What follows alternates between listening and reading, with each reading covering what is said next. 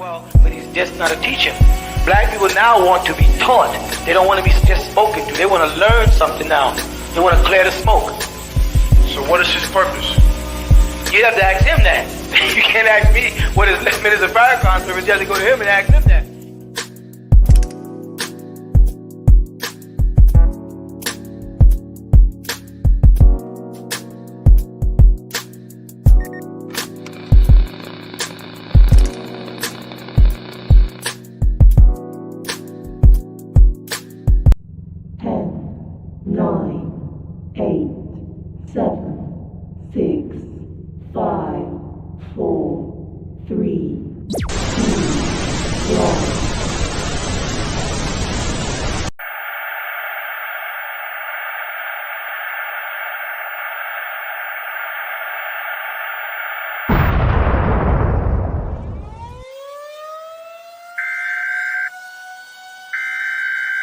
This is the emergency broadcast system. This is not a test.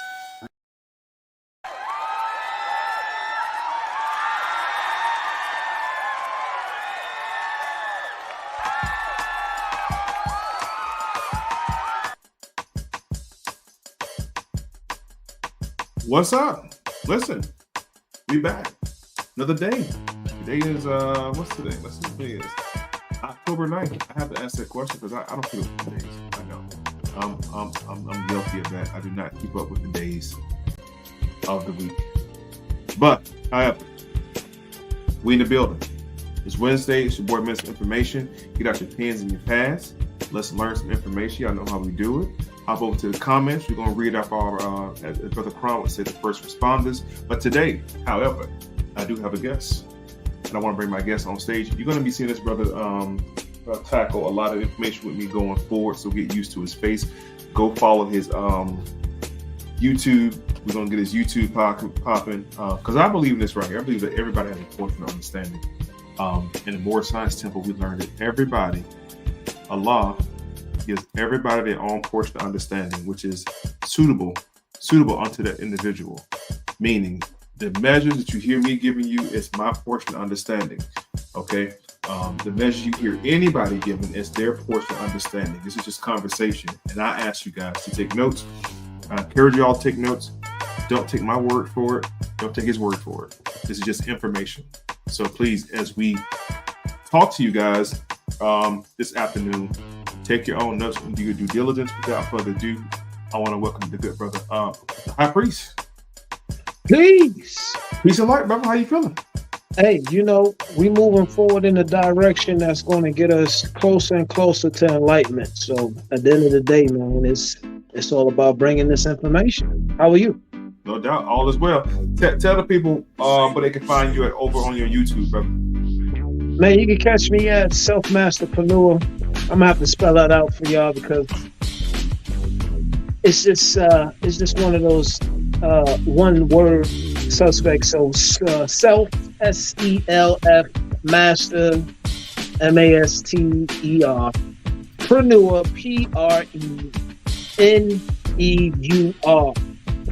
So I'm gonna put it on one of the banners in a second to put it at the bottom so they can definitely go check you out, man. Put it in there.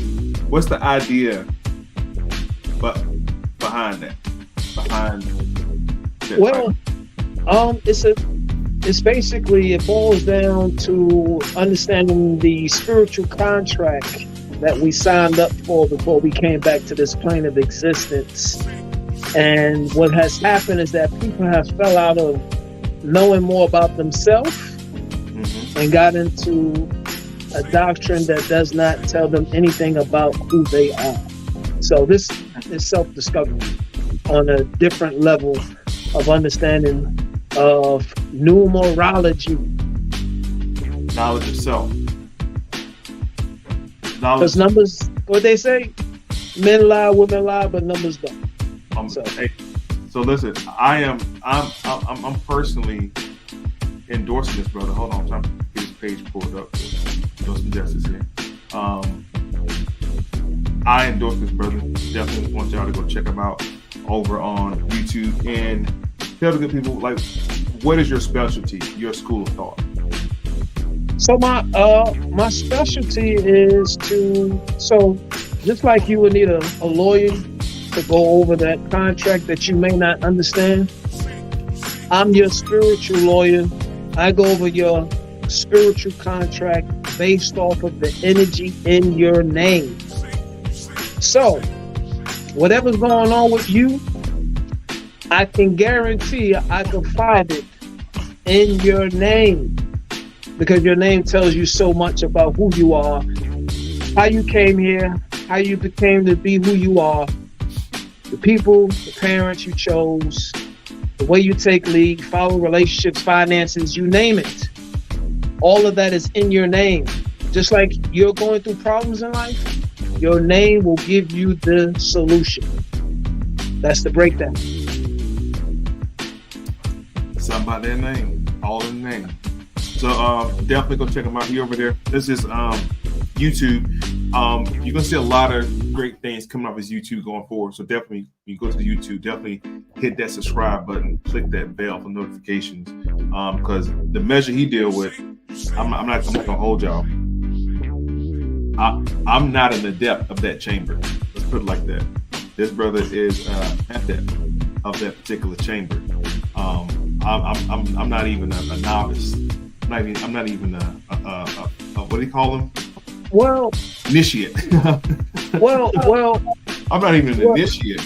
Let's look at that real quick, because believe it or not, you are technically an initiate because you are the minister, right?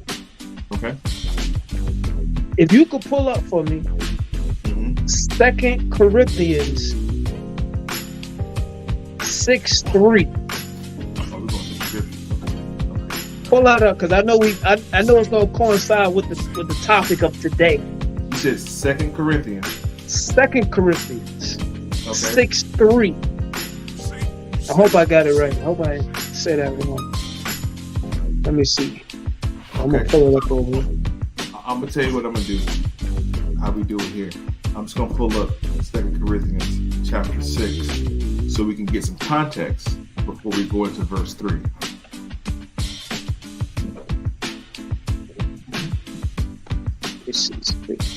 Let me load up a little bit so you guys can see it.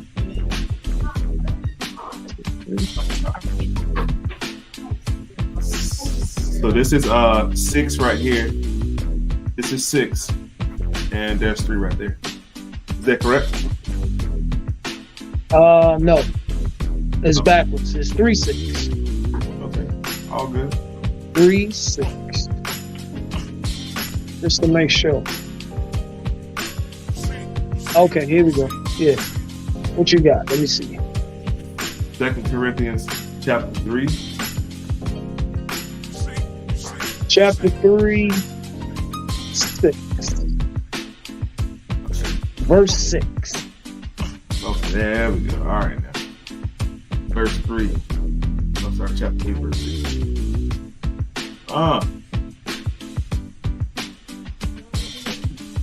If you could read that for me.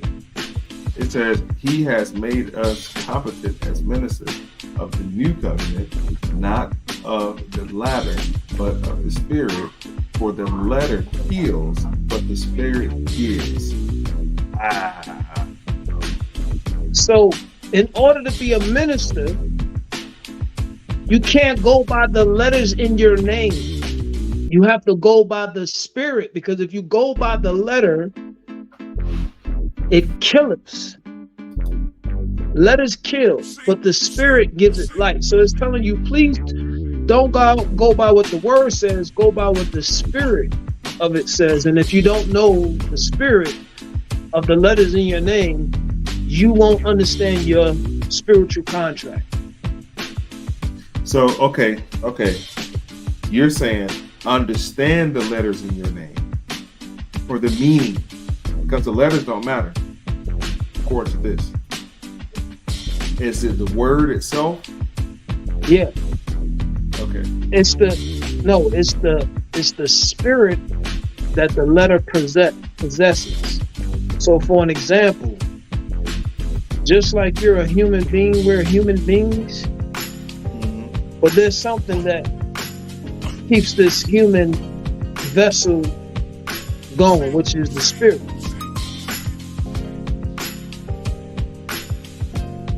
So this is an astronaut suit. Inside that suit is the being. Gotcha. Now, here's something that I oftentimes say when it comes to Genesis. There's something that happens with the two created creatures being created from the breath. Breath means spirit, or in Hebrew it means ruach, or Holy Spirit, Ruhukudus. These two Ruhukudus, these two holy entities, have no flesh. They have no flesh. They're fleshless. So, for all intents and purposes, they're not cardinal. They're not of the flesh yet. These are just divine-like beings. It's only when it says the Creator killed an animal and made for them skins. That's in chapter 3, I think it is. After they noticed that they were naked. Now, when we hear the word naked, our finite mind goes to a sexual situation of boobs or whatever out. Naked meaning without the flesh. Now, once he made for them skins, they begin to adorn this stuff, the spacesuit. And it says in Genesis 3:22, now they become one of us. Now they're like us.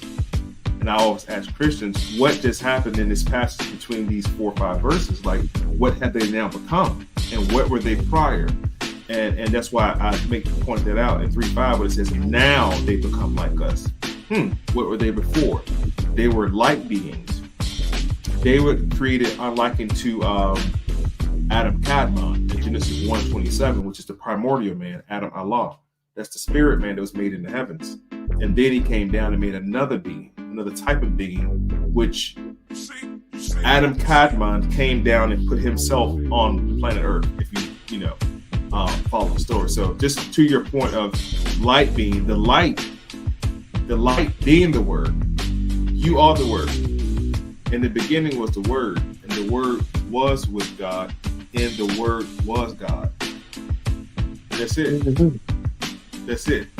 So as we go along this breakdown, bro, definitely keep us aligned to those numbers. Because I think it's dope how we can go through information and you point out, you literally decode it, and give us the same on the other side. And it lines up like we did the Kamala Harris in the Halloween joint. That was crazy. Because that's the spirit. You get into the spirit. Wow. The spirit always tells the truth. That's why knowing your name is so powerful. Wow. And that's why reserving and preserving your family name and your family shield and your family crest was so important too. Surnames. And when you lost your name, you lost your inheritance. Because your name, your bloodline is tied into a huge estate. And that's why they start messing with your name. But that's why they say I sold my soul to the devil. Because you signed your name away. You signed your name over. Now you're out of contract. You see how that go? You out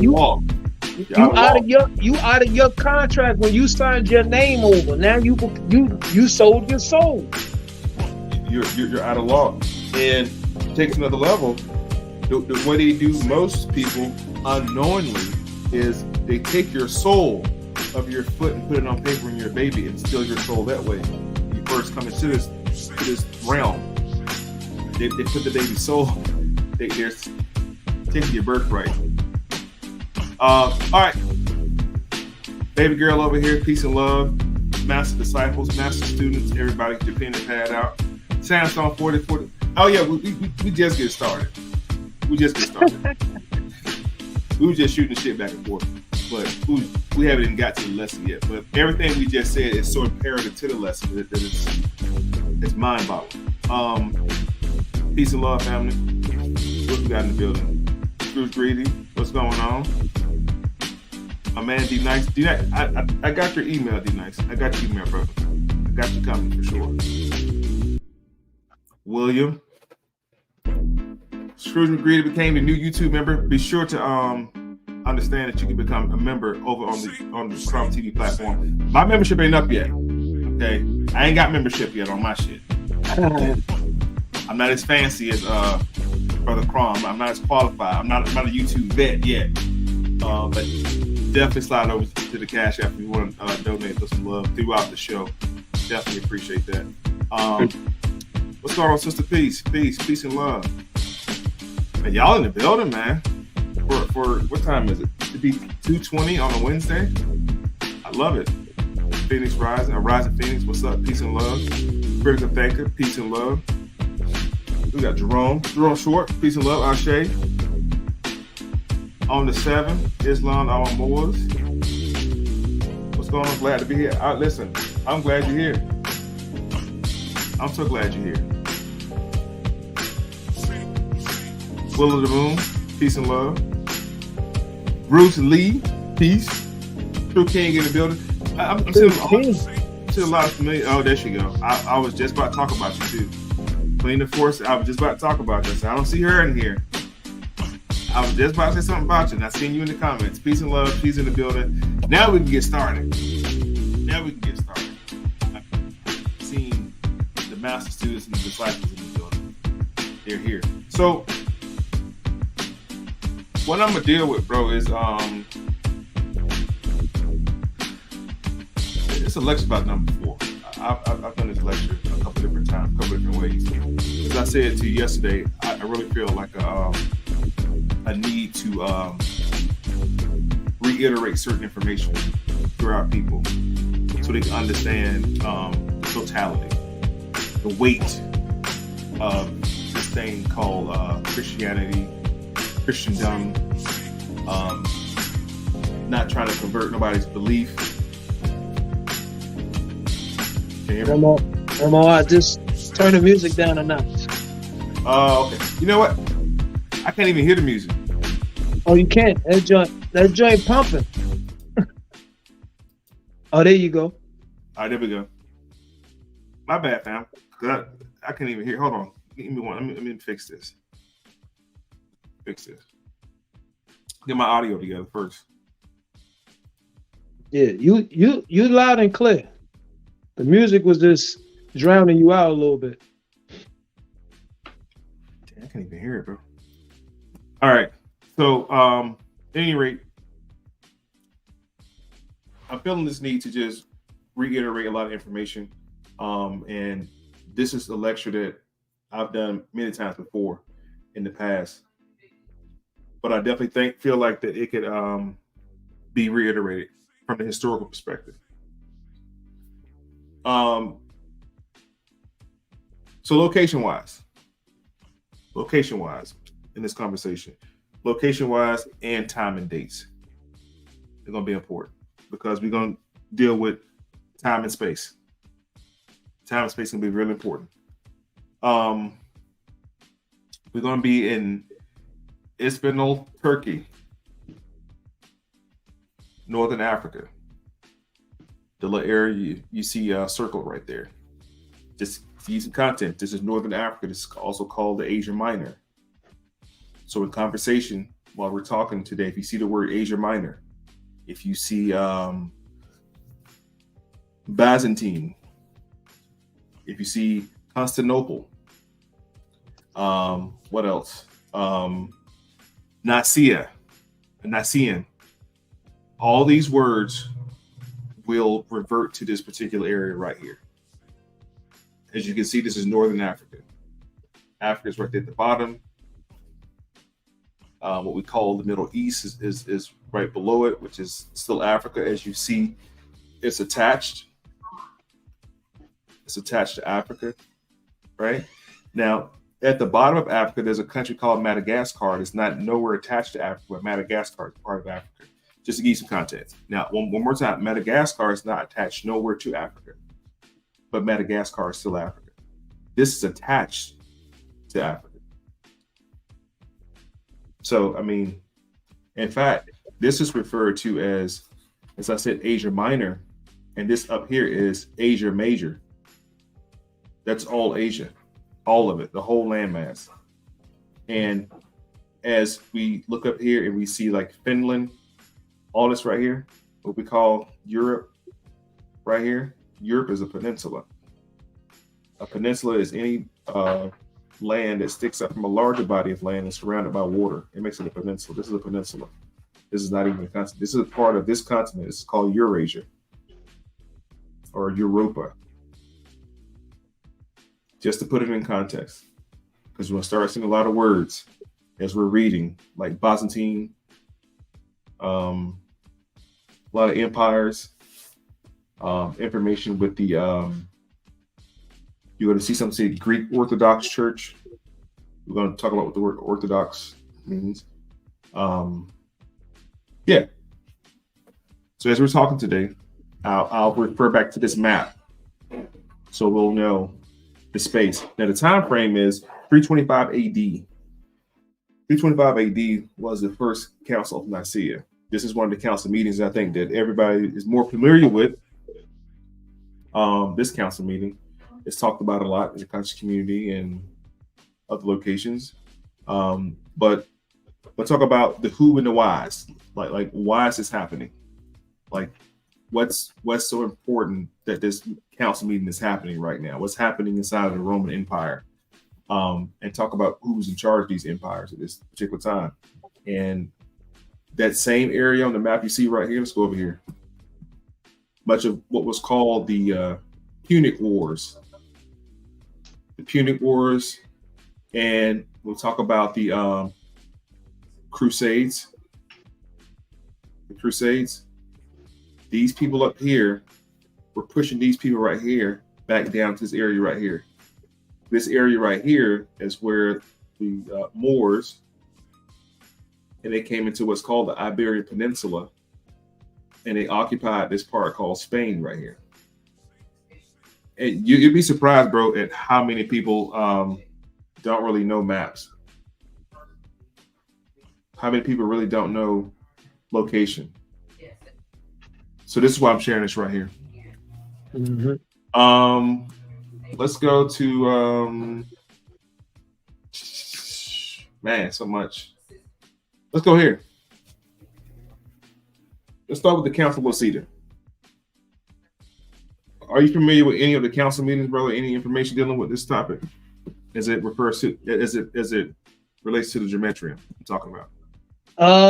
That's a good one. Let's dive into that, because that will be a good place to start as far as the council of. Are you good? Why you look it up? So the reason I want to start at the Council of Lucida, because the Council of Lucida does something very important that sets up the manuscript, and the manuscript became known as the Bible. And I think our people are pretty understanding of the King James version of the Bible, but there were many other versions prior to that version. And the Council of Lucida sets up this ideology of what to put in this book. So write down the Council of, I say Lucida. It's definitely not Lucida. So the Council of Lucida in the gematria term is let there be light. Wow. So you know what we dealing with. So okay, so you know you can share your screen too. Yeah, I'm on the big screen because the way the tablet is set up is retarded. But damn, I can't get on this one. Hold on. Okay. Hold on. You good? No. Oh, hey, I want y'all to see that. That's crazy. Let it be light. Matter of fact, let me do this, but I'm gonna just mute it out. That way you could just hear me on one screen. For sure. Yeah, there we go. Let's do that. That way y'all can see There's the just, screen down there. but listen though. When you understand geography and ontography, which is the making of those maps and demarcation lines, when you have a general understanding of geography, it makes everything in history way easier. It makes it easier. So when we're talking about Spain or Portugal, your mind automatically goes on the map where Portugal and Spain is in relation to Morocco, in relation to the Middle East. Why is it important to understand the relation between Europe and the Middle East? Because that's where the Crusaders came from to go into that particular area. Okay, so I get it because I hated math. And sometimes you be needing that math sometimes, but I get it. But geography is definitely important. Not to say go and study it as a subject, but at least be familiar with territories and the different names too, because some people can say the Mediterranean, and I could just start saying Asia Minor, and it may throw you off because I use the word Asia, and we're not understanding that Asia is actually India all the way up to Russia. That's all Asia. The whole big plate is Asia. There's countries within Asia. They're not necessarily Asian people. Okay, but I get it. I totally Can you get see that? We can now. Okay. Yeah. So basically, in the context, Council of Lacedia, we says, "Let there be light." Wow. And then if we scroll down, now usually with gematria with this, you really just take what stick out to you and make a connection. But we can get into a whole concept with that another time. But sunlight, sounds, son of gematria, crack, master, code. Damn. So you're cracking a code right now when you think about it. So Wow. again, there's so much context to this. Look how many pages there are. Like almost infinite. Yeah. But That's crazy. just to look at the I'm beast. D Trump. That's crazy. Child sacrifice, defilement. Illuminated, something like that. If I'm saying Illuminate, yeah. focus on me. Castration. So these words that you're reading are broken down by a certain number cipher, a certain cipher. It's everything that adds up to this word here, and it calculates itself in this concept. Gotcha. So it has the same numeric value as this phrase here. They all have the same numeric value. Okay, so this is similar to the abjad. I'm not too familiar with the abjad. What I'm familiar with is we would consider this to be, this is called the insights. So when I went over the 2 Corinthians 3:6, it's talking about don't go by the letter, go by the spirit. So we're talking in spiritual terms. So yeah, you see this word, it says Council of Lacedia, but in actuality, it's talking about let there be light. That is the context behind, that is the spirit behind that phrase. Let there be light. So when you start talking about the Council of Lacedia, what took place there? We know. That first one like killed it when it said let there be light for so many reasons. Mhm. So many reasons that I'll go ahead and get into right now. But wow, that was crazy. Yeah. So the council of we're saying Losida. That is definitely not Losida. That is not Losida. It's a council Losida. Was there regional Christian synod of approximately 30 clerics from Asia Minor. As I said a minute ago, we're now familiar with Asia Minor. That's the Mediterranean. About 30 clergy. The council took place after the conclusion of the war between the Roman Empire and the Persian Empire. So we have to understand what was happening between the Roman Empire and the Persian Empire. Who was the Persian Empire? The Persian Empire and the Ottoman Empire, really, that's what I say, the same empires. Out of the Persian Empire, the Ottoman Empire will later come. The Roman Empire and the Persians. Later you're going to start seeing the Ottoman Empire and the Roman Empire, known as the Byzantine Empire, are going to have an encounter. All right. So these are kingdoms, realms. This is when the church was attempting to pervert the power away from the kings and the monarchy, and the church was now trying to take control or take power away from the monarchies, from the kings and the queens. So there's a lot of murder, a lot of slick stuff going on. I won't get into too many details. We're familiar with most of these Caesars, going back to Alexander, talking about Ptolemy. Who else? All the way down to names like any of the theologians we hear about in Roman mythology. Any of the theologians you can think of, they all came to learn in this region. Emperor Julian, the last Constantinian emperor, attempted a revival of paganism. Religious paganism is rampant. This was called the Hellenistic period.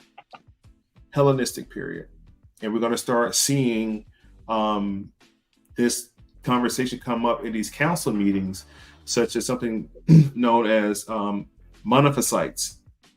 Keep that word in mind, Monophysites. They're going to start having arguments on which way they should decide to worship and what should they do. These Romans are coming out of Zeus, and these Greeks, this is the Greco-Roman, the Greeks are coming out of Jupiter and Zeus. They're coming out of paganism and orgies and all of this crazy stuff that was happening, toga parties in Rome. They're making a transition. So the whole point of this council meeting is for them to be converted to this new religion under this new Christ Jesus fella that just popped up. Because remember, the Romans, the Pharisees took Jesus to the Rome. Remember? This is why. Let there be light. So now, the major concerns for this council meetings. Just listen to what happens. This is dealing with. We haven't even got to the New Testament yet. Don't put the New Testament out of your mind. This is only dealing with what was known as the Torah or the Pentateuch. They're only dealing with the Pentateuch, but the perversion at this council meeting, what they did to those canons, creates Christianity. These are the concerns: maintaining order among the bishops and the clergy and lay people. These are the canons. Enforcing modest behavior of the clergy and lay people. Regulating approach of heretics. Heretics were huge. To be a heretic, you just went against what was being taught by the populace. if you was out in the countryside, you was a heretic or a heathen. You just didn't believe what they believe. Like you wasn't trying to like what? Who's Jesus? Who's this Jesus character? These are the people out in the countryside of Europe who didn't really convert to this newfound religion. I say Europe because this Roman Catholicism spread upwards, and it hooked up with the Anglicans and the Saxons, and the Anglican Church starts. Okay. Yeah. From the Anglican Church, you get your pagans and your Calvinists, and those are the people who took the pilgrimage over to the colonies, and they begin to set up their religious belief sections over here in the colonies. And then Pennsylvania started, okay? And among the Pennsylvania people, who were mostly pagans anyway, mostly pagans, they begin to start the witch hunts in America. But the people with the long black hair that was doing that, picking up pine straw and taking ginger and mixing up some cardamom, and them people, and all along the East Coast in those cities they call Salem, there was a witch hunt. So I'm just giving you kind of the progressive history of what happens. Let me add to what you're saying too. When I just put the word alone, Lacedia, in, it also gives the infidel. So it was also a part of the infidel. It's tied to it, and also it's called a end game. Damn. On that note, this is one right here that's real big. This is what they did at this council meeting. Outlaw the keeping of the Sabbath, which is Saturday, and encourage rest on Sunday. They flat out outlawed it. So up until this council meeting, the holy day was Saturday for everybody. All people of this faith. This is called the Council of Laodicea. I'm saying Laodicea, but it's not what it says. Laodicea. Council of Laodicea. There we go. Council of Laodicea. Now, outside the Council of Laodicea, the Council of Nicaea. Everybody's familiar with the Council of Nicaea. Bring up the Council of Nicaea, everybody talk about the Council of Nicaea to a certain extent until you begin to ask these tough questions. So today, I'm going to teach you how to ask these tough questions about these council meetings. What was the Council of Nicaea? It was an ancient Greek. Notice how we just came from Rome to ancient Greek. Ancient Greek was a council of Christian bishops convened in Bithynia, city of Nicaea. Where are we right now? Same area. Same area.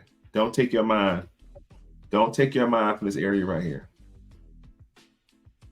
We're going to go back over here, but right here. Mostly right here.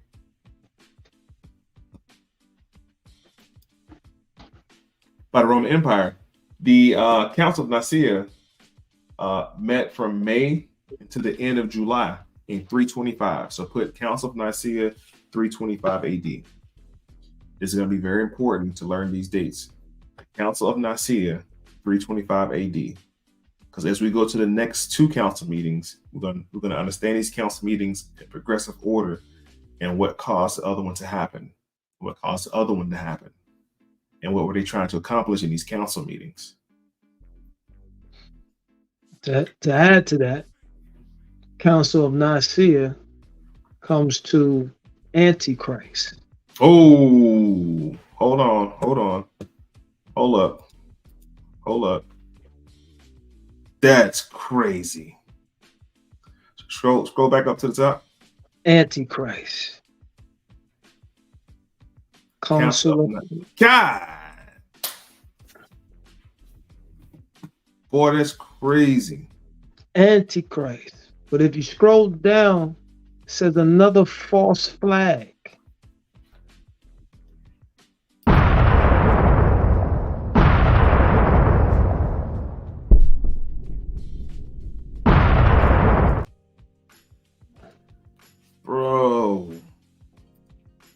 Now listen, I want to listen. All this understand that we didn't even plan this. I just text, say, bro, you want to join? Hop on. And when people say facts, we're backing it up. People lie, but numbers don't lie. Numbers don't lie, man. It's more to it too. You got Mothership, Be True, Bible K. I wonder what that is. You know, we Google this. Hold on, let me see if we can Google this word right here. Just for context. Let me see. You still got me? Let me see.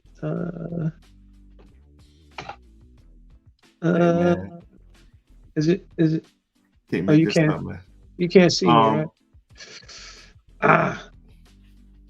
It says, "Be True, Bible K." Here's some Bible verses that relate to the truth. I don't know. I don't think it's falling in line, but Okay. yeah, but Hey, it is. But it says, "Hey, the King of Israel." I don't know what that means. The Prince of Peace. Mecca, Saudi Arabia. It's a lot of hidden stuff in this conversation, but I digress. Okay, so now let's deal with it. The Ematical Council. Write that down. Ooh. Ematical Council. Write down Ematical Council. Because if you just say council meetings, the Council of Trent, the Council of what was it called? The one that Constantine got baptized at, the Council of Ferrari. Like, it's several council meetings, but the Ematical Council meetings, these are the ones you want to talk about. Also, General Council is a meeting of bishops and other church authorities to consider and rule on questions of Christian doctrine, administration, discipline, and other matters.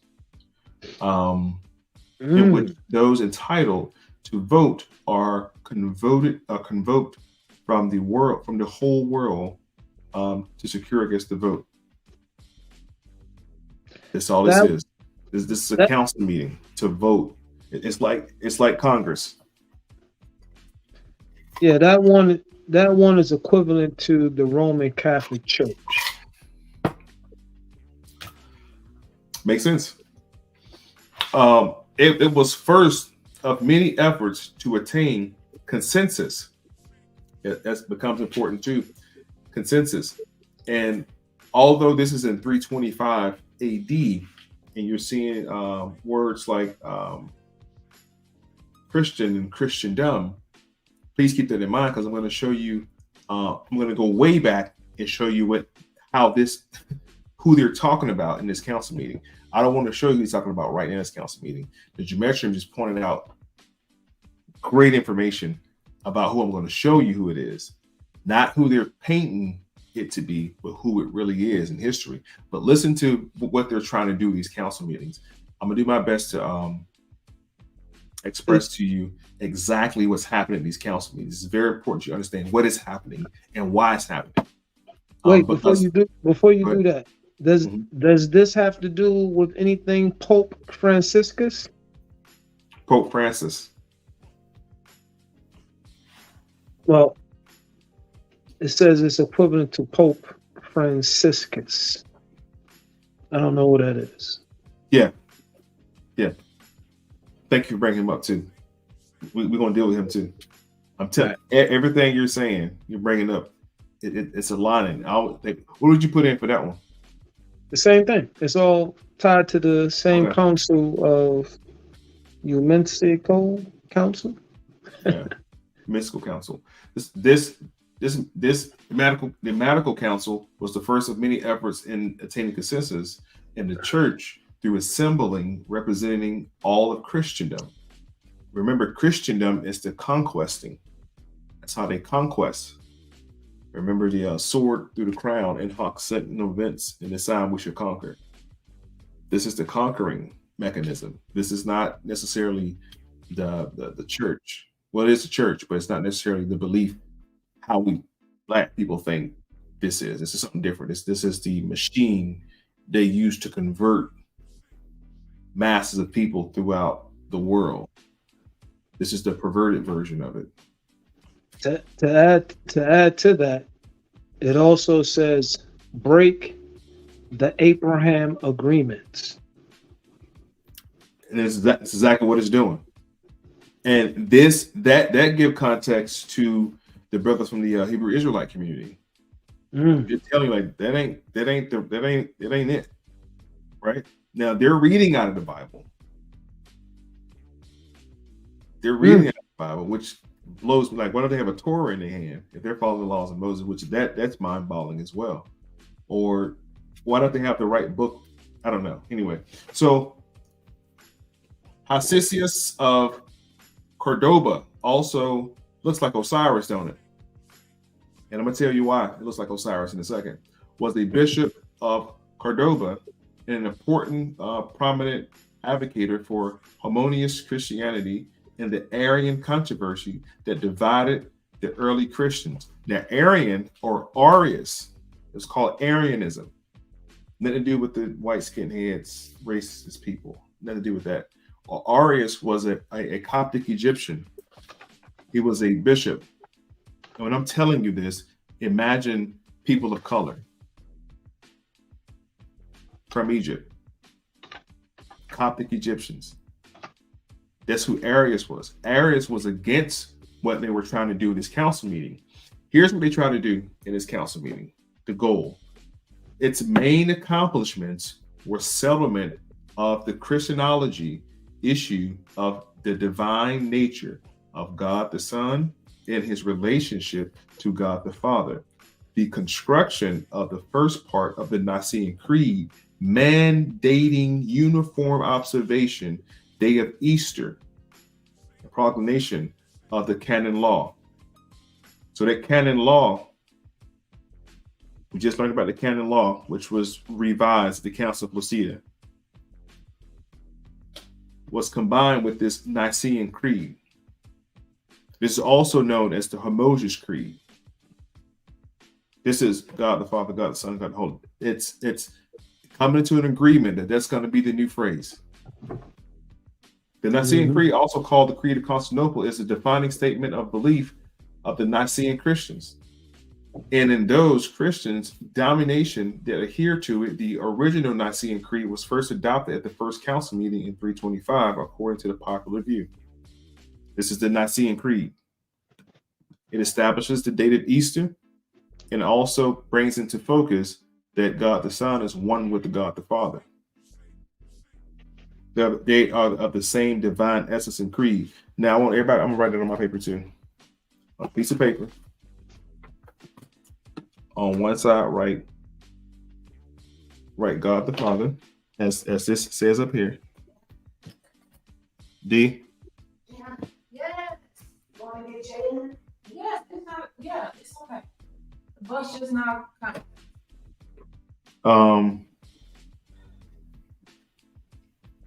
God the Father. Sorry about that, y'all. God the Father, and put God the Son.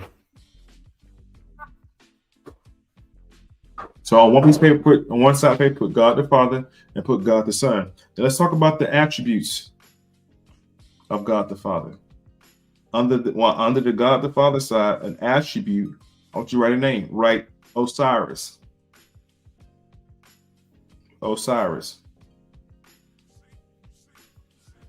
Under God the Son, I want you to write Horu or Horus.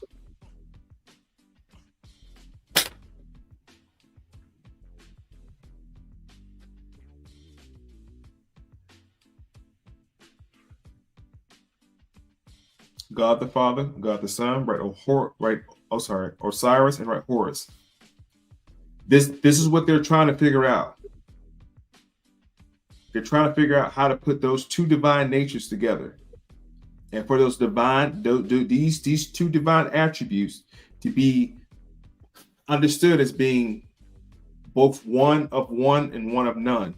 This is the confusion when you say, "How is Jesus both God and Jesus?" How can God die? Well, see, God was Jesus. Jesus was God in human form. So was God up there and Jesus that, like, did they separate? And who did Jesus talk to on the cross when he said, Ile, Ile? He's crying out to the Most High. This is the confusion part. And this is what happened. This is why Arianism starts. And when Arianism starts in the early community, you get what's called monophysites. Right there, monophysites. Monophysites, mono, one. Monophysites is Christological doctrine that states that there was only one nature, the divine, in the person Jesus Christ, who was the incarnated Word. That's it. It rejected heretical, the heretic by the Catholic Church, the Eastern Orthodox Church, and Anglicanism and Lutheranism. Now, the Catholic Church we're talking about is the mega Catholic Church, the one that sits in Italy right now, in Vatican. That's the headquarters. The Eastern Orthodox version of that resided in Turkey, in Isfahan, Turkey.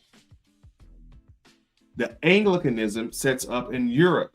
That's the Anglicans and the Saxons. Lutheranism is after the fact that Martin Luther nailed 95 reform theses to the church door to get the church to reform from their ways. Didn't work out. So you had Lutheranism start. Then Calvinism starts. But that's way later. Right now, for the sake of the conversation, monophysite. Let's read on. And all the mainstream Protestant denomination which hold that the diaphysitism, this is diaphysitism. And see, diaphysitism comes up at the very next council meeting in 451, which is the Council of Chalcedon. So write down the Council of Chalcedon. Council of Nicaea, 325 AD. The Council of Chalcedon, 451 AD. And then after that, we'll talk about the Council of Ephesus in 459. We go on in progressive history, go down a timeline and procession to what happens in history. Helps you understand it a lot better. Go ahead, bro. To add value to what was that name? Horace? Yeah, Horace. It says that I is kidnapped by the cabal.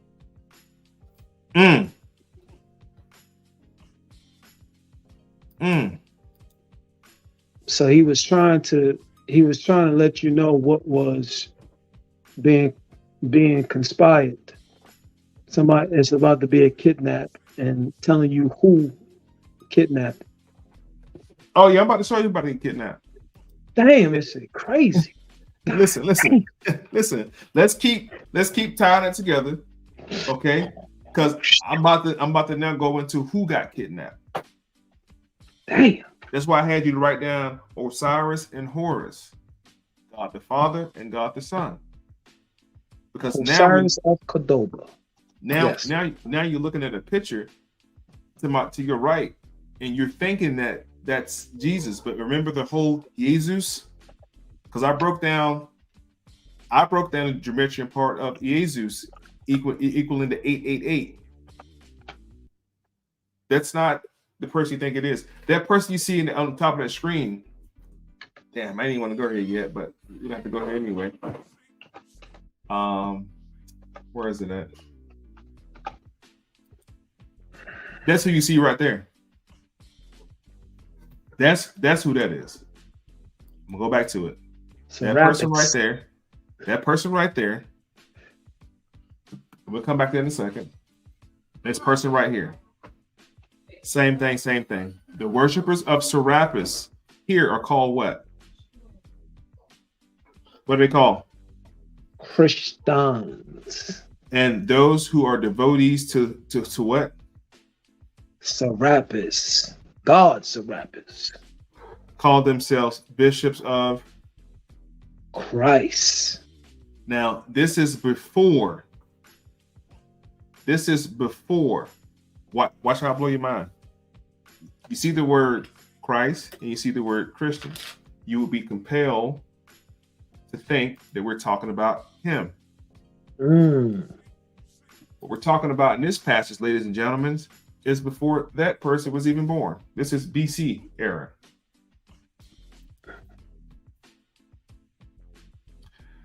And Alexander, he relates, there are those who worship Serapis are in fact Christians, and those who call themselves bishops of Christ are in fact devotees of Serapis.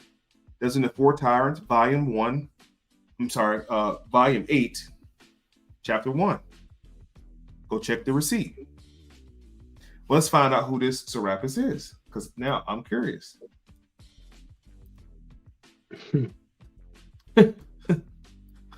And then we're going to go back to the council meeting and show you why they were trying to figure this shit out before it got mainstream.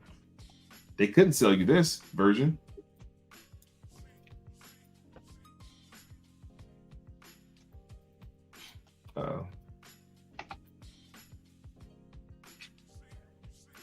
I spelled that all wrong. There we go. You mind reading it for me, brother?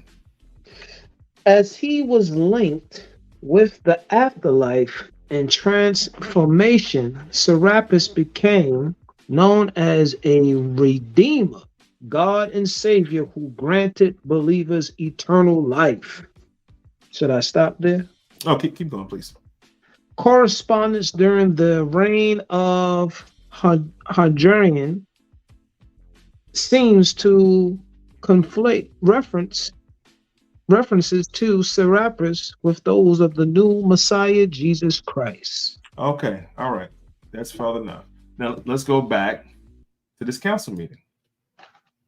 They're arguing over the creation of this character at these council meetings. Because remember, this is 451. There are no publications. You get your first publication of a book called the Bible in 1476 in Woodbridge, Germany, with Johannes Gutenberg. And that was just the that wasn't even the whole book. The whole book gets put together in 1516 by Desiderius Erasmus. I'm gonna show you him in a second. And Erasmus puts together what's called the Nova Instrumentum for the first time. So at this point in time, there's no book. There's no book. According to the Council of, what's that, Chaldean? Yeah. It says the seal is broken. Now, I want y'all to write down what he's saying into corresponding of what I'm pulling up. Write down what he's saying. Write down what he's saying and correspond to what I'm pulling up. One more time. The Council of Chalcedon mean what? The seal is broken. The seal is broken. The seal is broken. Let's read about this Council of Chalcedon. The Council of Chalcedon was the fourth ymatical council of the Christian Church. It was convoked by Roman Emperor Marcian, and the council convened in the city of Chalcedon. We're still in the same location, y'all. The map ain't moved. The map has not moved. Bethion, October 8th to November 1st in 451. The council was attended by over 520 bishops. Remember, the first council of Nicaea was only 33 bishops. This is 520 bishops are there now. And he's just convening. Like Constantine didn't call the meeting. He just convened over the meeting. This guy is just convening over the meeting. He doesn't have ecclesiastical authority yet.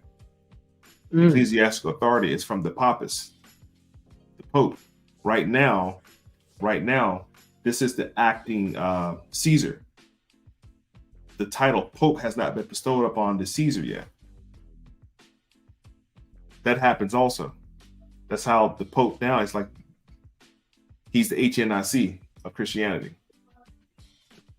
He's the vicar of Christ. But I just showed you what Christ was. He just confirmed what this reference was about.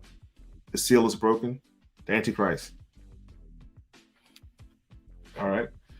451, Council of Chalcedon, as well by Oriental Orthodox, which held its Monophysitism. Now, You should have wrote down this is Miaphysitism. Let's go to Diaphysite, a diaphysitic.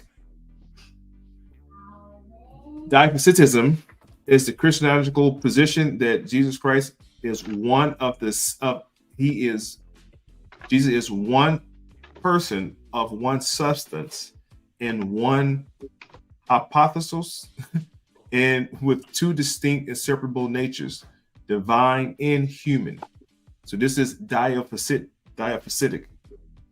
And the diaphysites believe that he's both divine, or he's a divine being and a human being at the same time. Like he's both at the same time, which would then validate certain verses like, when you see me, you see the Father. Me and the Father are one. Yeah, it says to that the living soul hanging. What was that? Living soul hanging. Wow. Jesus Christ, one person, divine. It accepted. It is accepted. The majority of Christian communions, including the Catholic Church, the Eastern Orthodox Church, Anglican, the Reformed Christian, the Lutheran, and this is the whole Christian kingdom agreeing to this diaphysitism. It was rejected by the Oriental Orthodox. The Oriental Orthodox said, we're not accepting that. You know why? Why is that? Because it says, join the Illuminati. Damn. So that's why he wasn't accepting it. So that's crazy. So the 50 million members of the Oriental Orthodox Church, they held on to monophysitism, which they acknowledge Jesus is one nature, but he's fully human, is what they say in this belief. Well, in this belief. All Christianity. However, they do not condemn the conversion position of monophysitism. So Miaphysite and monophysite are almost one and the same. They believe in the one nature. Those who insisted of the two natures formal were referred to as diaphysites. It is related to the doctrine of hyphastatic union. Is a technical term in Christian theology employed in mainstream Christianity to describe the union of Christ's humanity and divinity and one hypostasis or individual personhood.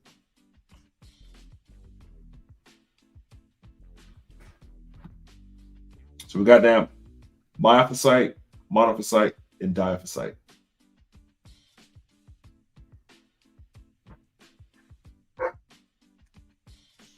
Check. Let's go back.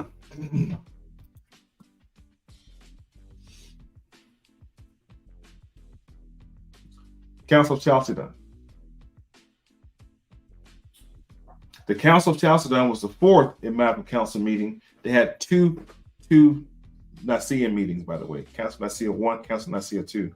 And we'll go back to the Nicene Creed in here in a second. Was the fourth of the Christian church. It was convoked by Roman Emperor Marcion. The council convened in Chalcedon, Bithynia, which is Turkey, Northern Africa, at 451. There were 7 council meetings.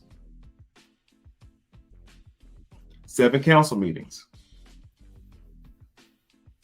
The first council of Nicaea in 325. The first council of Constantinople in 381. The council of Ephesus in 431. And the council of Chalcedon in 451. The second council of Constantinople in 553. What's that? 1, 2, 3, 4, 5. There's 2 more. Hold on. There we go, right here. The third council of Constantinople from 680 to 681, and finally the second council of Nicaea, 787. The Second Council of Nicaea was 787. The First Council of Nicaea 325. The First Council of Constantinople 381. The Council of Ephesus 431. The Council of Chalcedon 451. And the Council of Constantinople second one, the third one, Second Nicaea.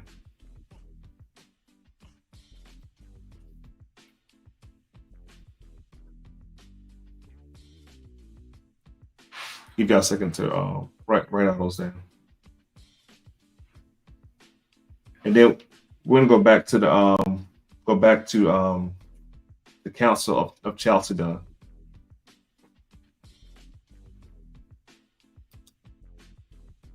Council of Chalcedon, what else?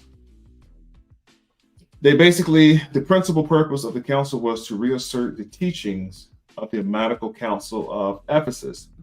Now we're going to go back to Council of Ephesus.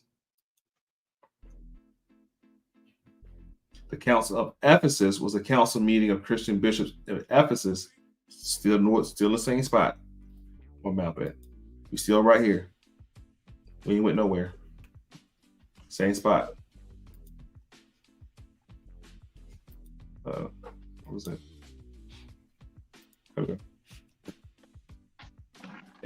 431 by the Roman Emperor Theodosius II, the third Emmetical Council meeting, an effort to attain the consensus in the church and assembly representing all the Christendom, confirming the original Nicene Creed. So now they're confirming the Council of Nicaea, that creed, the Nicene Creed. They're now conferring and confirming the Nicene Creed, the original Nicene Creed in 325. So they're confirming the creed at this council meeting and condemn the teachings of Nestorius. Nestorius was teaching on, guess what? Monophysitism. He was teaching on that, the same as Arius. So Arius, what was called the African Schism. Arius gives rise to the Nicene Council. Nestorius gives rise to the Second Council meeting, or what's called the Council of Ephesus. And this council meeting, they're determining basically they're creating the mother. They're creating the mother of God. Mm-hmm.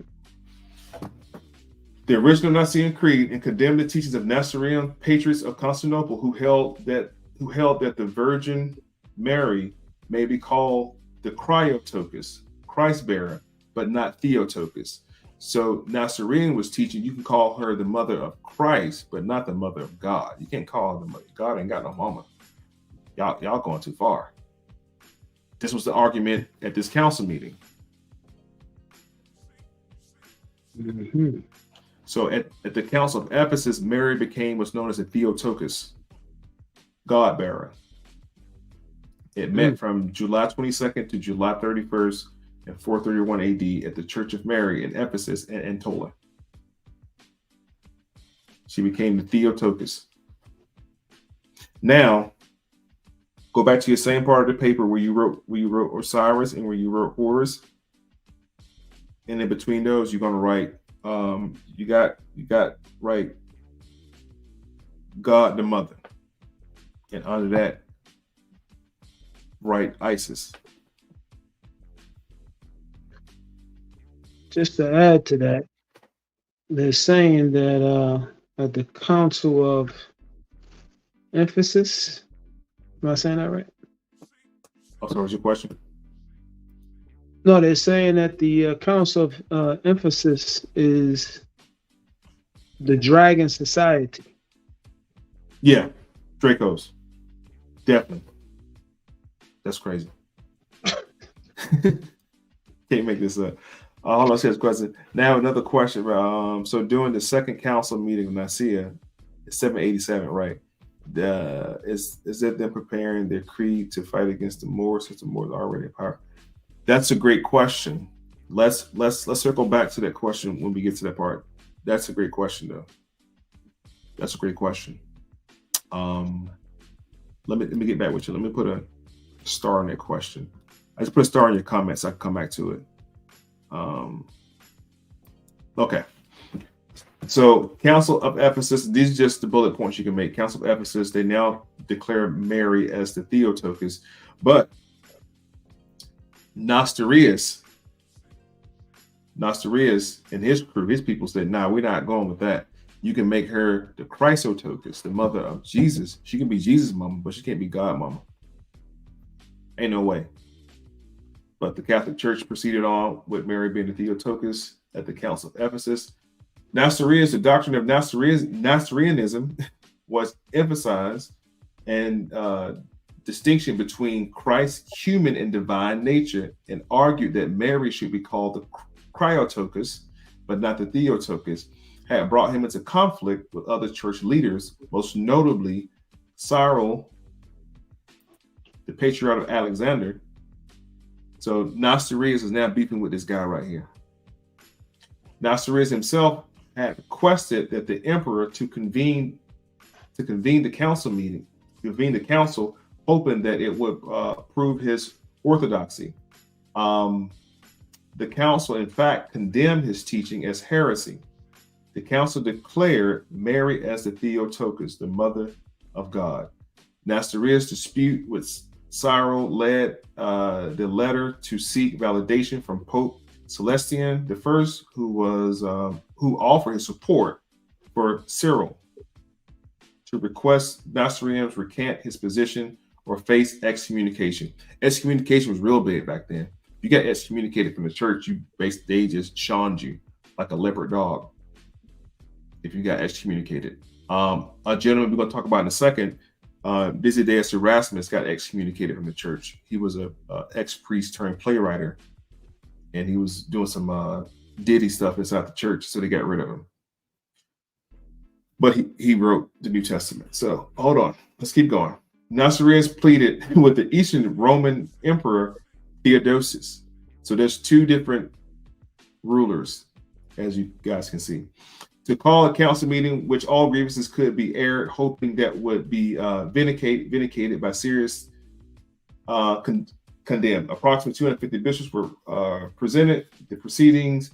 So they went through this whole animation, but this is the same conversation they was having basically in the Council of Chalcedon, which in the Council of Chalcedon, they're still trying to reinsert what this new caricature would be of this entity they're creating. It doesn't have a name, by the way. Not yet. Well, it had a name, but this is the changing of the name. The disguise. We're back on the Council of Chalcedon, by the way.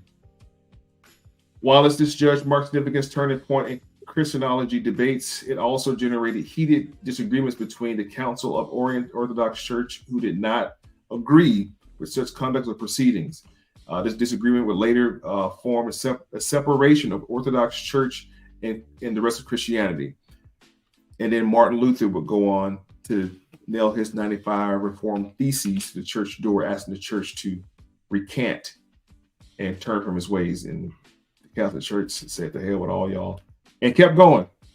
The council's other responsibility included addressing controversy dealing with issues of ecclesiastical discipline in jurisdiction, and approving statements on beliefs such as the Creed of Nicaea that became the approved seal, like the Pledge of Allegiance. Like, that was it. Approving statements of belief such as the Nicene Creed, the Creed of Constantinople, the two letters of Cyril to Alexander against Nestorian, the tome of Pope Leo I. The Christology of the Church of the East may be called non-Ephesian, non-Ephesus, or Council of Ephesus. Not for accepting the Council of Ephesus, but finally gathered to ratify the Council of Chalcedon and Synod of Mar Abba I in 554. Through the 1994 Common Christological Declaration between the Catholic Church and the Assyrian Church of the East, the Assyrian Church of the East and the Catholic Church of the East accepted and confessed the same doctrine of Christology. This is called Christianology. This is the creation of many of the literatures and doctrine that will later become into the folding of the Bible, which we're going to go to the Bible right now and deal with that. So let's get you guys set up for those council meetings. So now, with the understanding of what was happening for the Council of Chalcedon, the Council of Ephesus, the Council of Nicaea, the Council of Leucida, which canonized the Bible, let's now get into some of this good old doctrine. So let's talk about this guy right here for a second. This is Desiderius Erasmus. Desiderius Erasmus was an ex-priest turned playwright. And he was responsible for writing what's called the Nova Instrumentum. You know, I'd be interested to see what this comes up to be in the geometry right here. Nova Instrumentum. Yeah. Nova is Latin for new. This is the New Testament before it was called the New Testament, by the way. This is before the New Testament was even wrote. But after this comes the Nova Testamentum. This is Nova Instrumentum.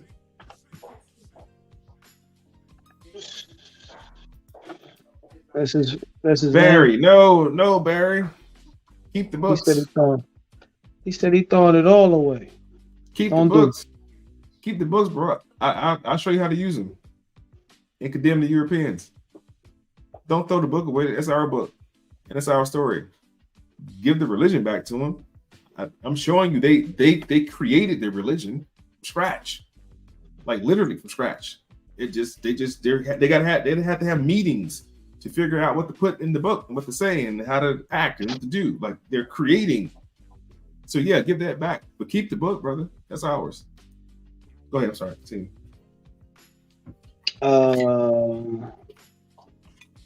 What is you want his full name or just his last name? Nova Instrumentum. Should we do his full name?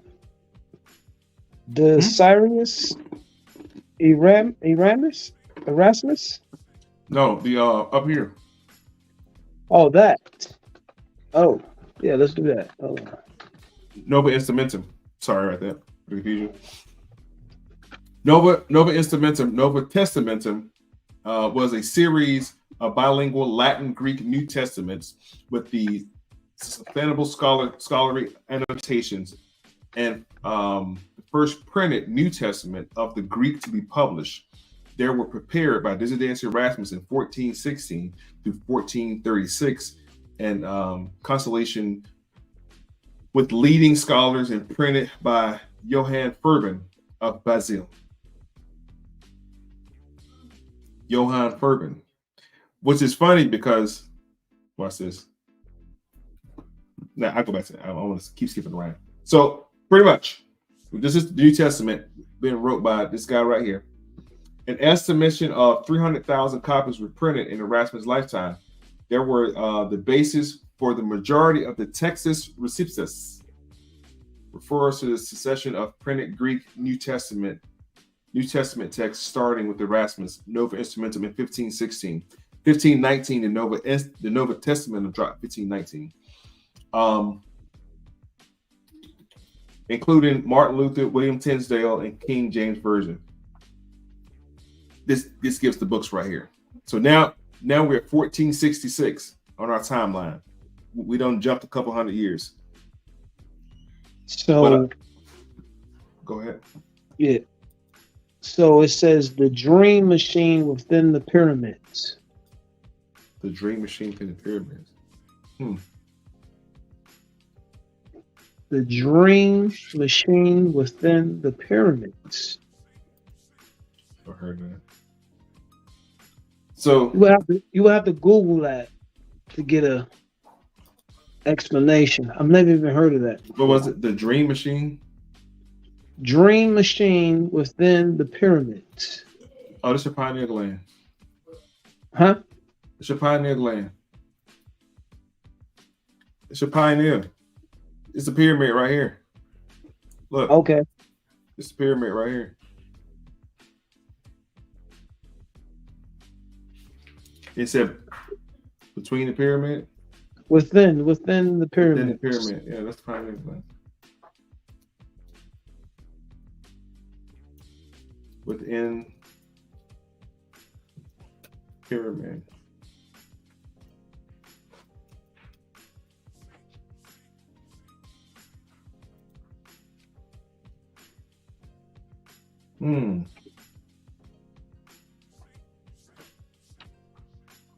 That's interesting.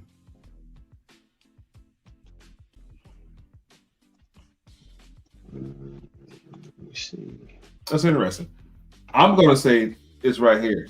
That's the only reason you do dream is because you act a pineal gland, and this is the pyramid right here. So Well, it's within the pyramid. This is what I'm saying. according to Skynet, this says the scan pyramid's mission has a dream to send a robotic blimp to explore the hidden chambers of the Great Pyramid of Giza. And that was under Dream Machine? Dream Machine within pyramids. So it says the mission has discovered at least 3 voids in the pyramid using cosmic ray mound detectors, including a large void above the Grand Gallery. However, there is no concrete plan to send the robot yet, and the Scan Pyramids team needs to refine the position of the voids and get authorization from the Egyptian authorities. Oh, that's crazy. Okay. Hey, we got a question for you on here. I think this is the first question right here. I was just thinking, it looks like they had to destroy our language. As you can see with the Rosetta Stones, you only had 3 languages on the stone, but the gematria can go into all European languages. I mean, it's all speculation. I can't even say for sure what the true concept would be on the languages. Again, gematria deals with the numeric value. So we have, I had mentioned in the beginning when we went over that Bible verse, 2 Corinthians 3:6, it talks about don't go by the letter. You got to go by the spirit. So what gematria does is enlighten you to the spiritual code of what is being actually said when people are using words. So it's almost like you are diving into subliminal messages by utilizing gematria to encode and decode these phrases or these words and stuff like that. Because at the end of the day, when we are being indoctrinated with things, we got to understand we're being put into a spell through the words, and the words are the spells that are causing us to fall back into the mind control of the minds of the masses of the people, and this is why you have religion today. Yo, you muted. Tap in. I hope I answered that question. Yeah, I was letting you answer the question, bro.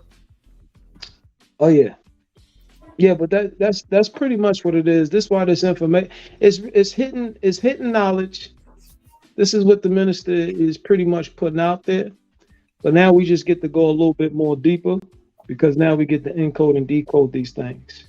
Absolutely, words equal spelling. But don't forget, the pencil was the hexagon to put the hex onto the words for the spell to go through. What was the pencil made out of? Number 2, pencil. What was the pencil made out of? Hollywood. Come on now. And they had to do it, write a script. In script. They don't even do that no more. That's crazy. But then find actors. All right, so yeah. Before we deal with the publication of the Bible, I want to do my due diligence and talk some about some other books prior. This is called the Septuagint. Some say Septuaginta. Sometimes refers to it as the Greek Old Testament. Greek Old Testament. The translation of 70. Translation of 70, and often abbreviated LXX, is the earliest extant Greek translation of the Hebrew Bible from its original Hebrew. Wait, let me add to that. It says, I testify against the cabal. What word you put in? Septuagint? I ain't even saying it. Septuagint? Yes. And it equals what? I testify against the cabal? I testify against the cabal. Wow. So when you said that this is the earliest extant Greek translation of Hebrew Bible from the original Hebrew. Damn, the cabal go back. I thought they was something new, but they go back. Nah, man. The full Greek title derives from the story recorded in the letter of Aristotle Philocrat. The laws of the Jews were translated into Greek language at request of Ptolemy II, Philadelphia. Watch what I'm gonna do before I wrap this up. Watch this now, because I feel like I did a horrible job reading that. The Septuagint is sometimes referred to as Greek Old Testament or translation of 70. So write down Septuagint, write down it's the Greek Old Testament. Now, it is often abbreviated as LXX. It is the early extant Greek translation of the Hebrew Bible from the original Hebrew. The full Greek title derives from the story recorded in the letter of Aristotle Philocrat that the laws of the Jews were translated into Greek language at the request of Ptolemy II, Philadelphia. Let's deal with him now. Nice. Do you remember? Where is it at? Where is he at? Remember him? Everybody remember? Serapis. Right. Let's go back. Keep him in mind. On your paper, you wrote God the Father, God the Son, God the Mother. You wrote Osiris, you wrote Horus, and you wrote Isis. That's Aset, Haru, Asir. All right? Keep that in mind.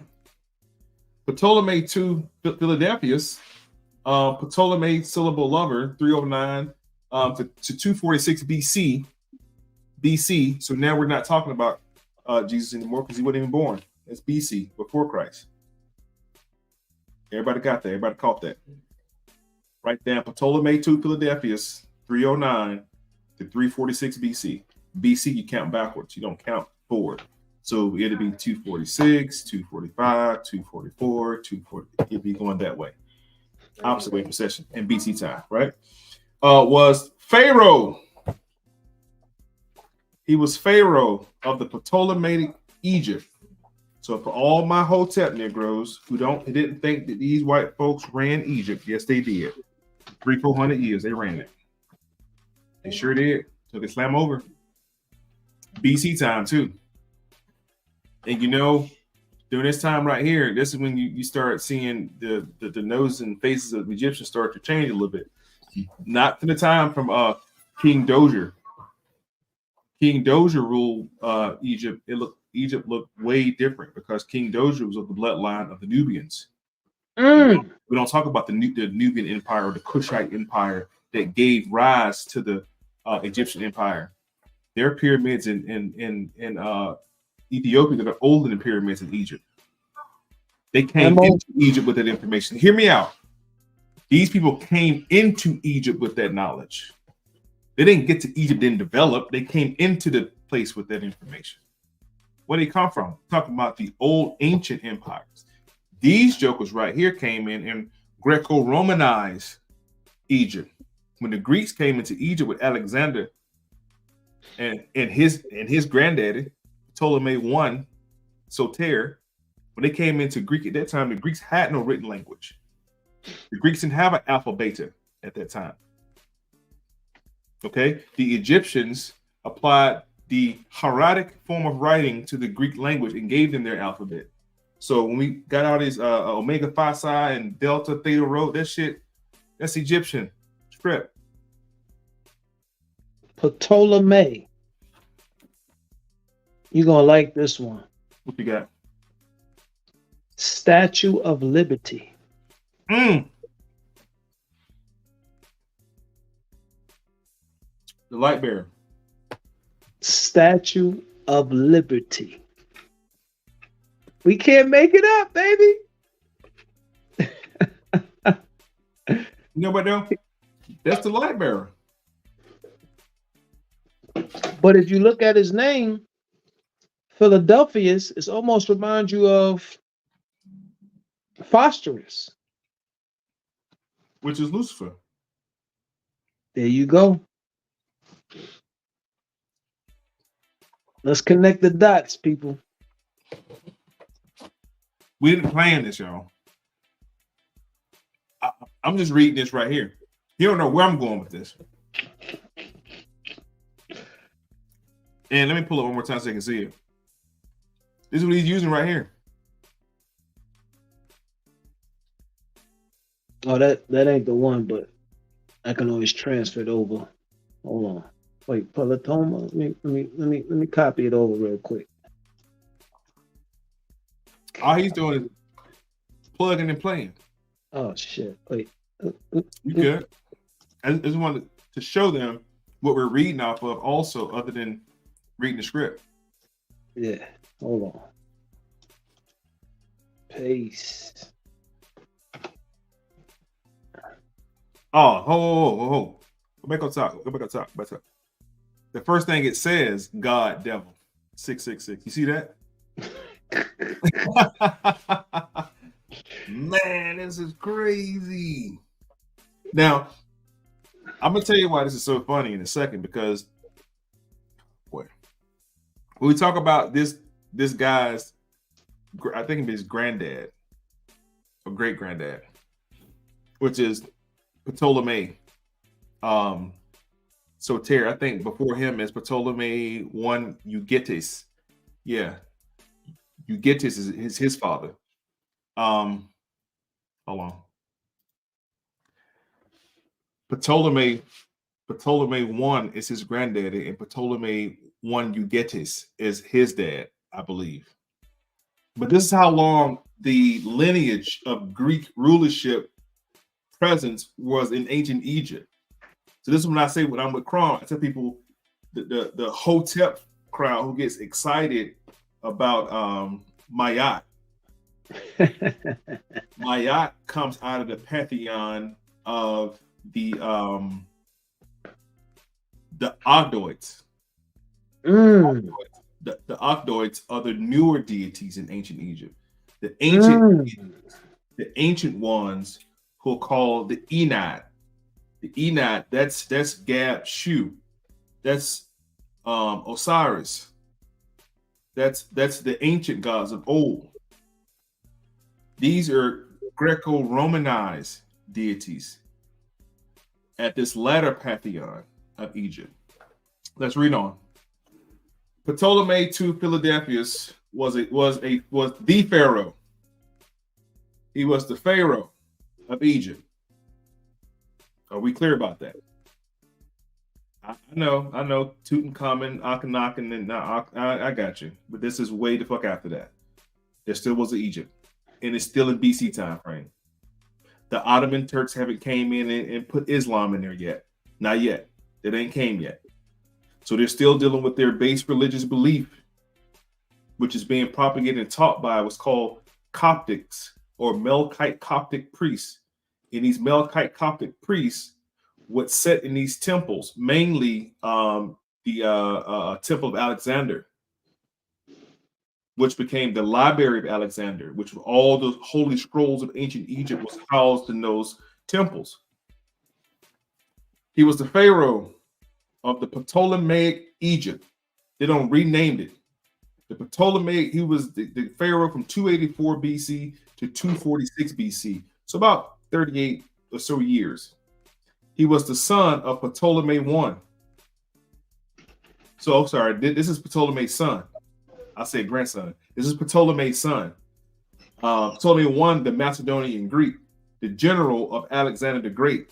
He's Alexander the Greek. He was a Macedonian who founded the Ptolemaic kingdom after the death of Alexander and Queen Bernice I, originally from Macedonia.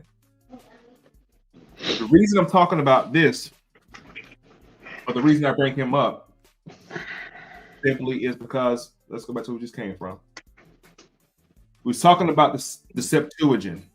I'm showing you who authorized the transliteration of the Septuagint, which was the old Greco, it was the old Hebrew, which became the Greek Old Testament.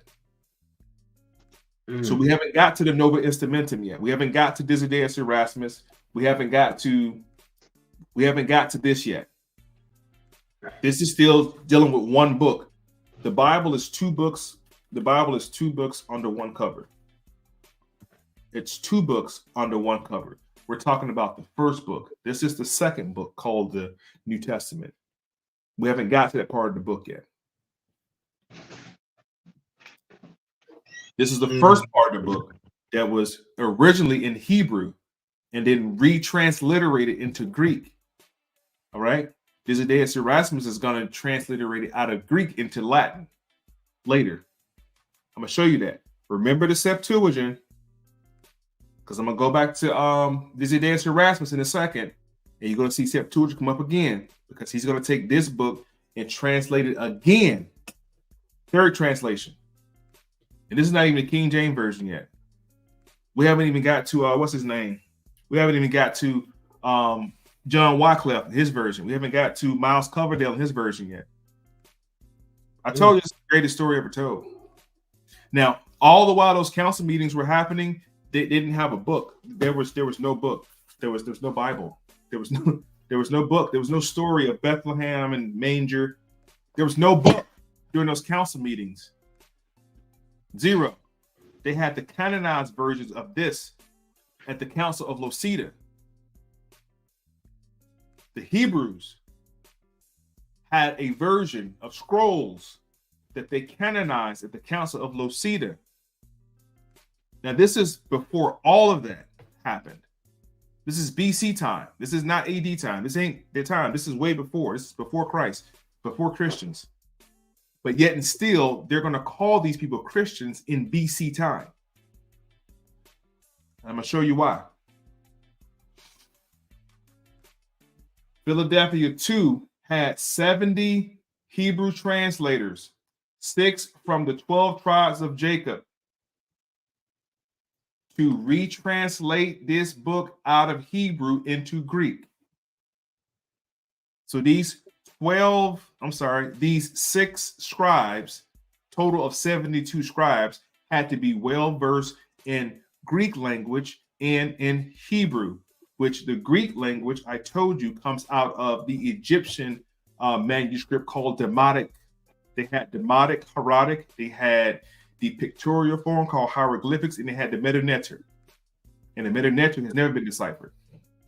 They only have deciphered the hieratic and demotic form of writing. The Greeks took the demotic form of script, applied their language to it, and it gave you the alphabeta,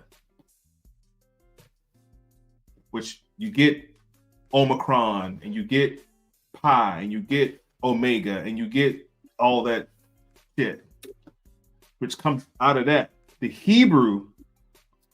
reason the Hebrews have the first scrolls or the first holy script is because the Hebrews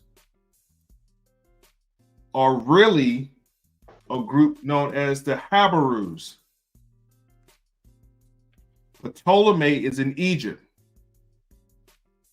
The Habarus are in Egypt. Watch how they all tie to Egypt. And I'm going to crack the case in a second. Just stay with me. Ptolemy is in Egypt. He's the Pharaoh in Egypt. What's the book in Egypt? It's the book that he just got published by these 72 translators, 6 of which from the tribe of Israel. They just gave him a book. So this book becomes the canonized book, religious book in Egypt. There's no other book anywhere yet because this is BC. There was no Jesus at this time. He wasn't even born yet. So that makes those council meetings we talked about earlier irrelevant right now. Irrelevant about the council meetings at this juncture in history because this is BC. However, we do have Christians in that time. And why do I keep pointing to this figure, Serapis? I talk about the Christians. I'm going to tell you right now. Ptolemy II, Philadelphia, his father, Ptolemy I. Let's read about him. He created Serapis Christos. So that figure was already in Egypt when his son got there with the book called the Septuagint. Wait, can I add value to that? Please. Because what you just said, he created Serapis.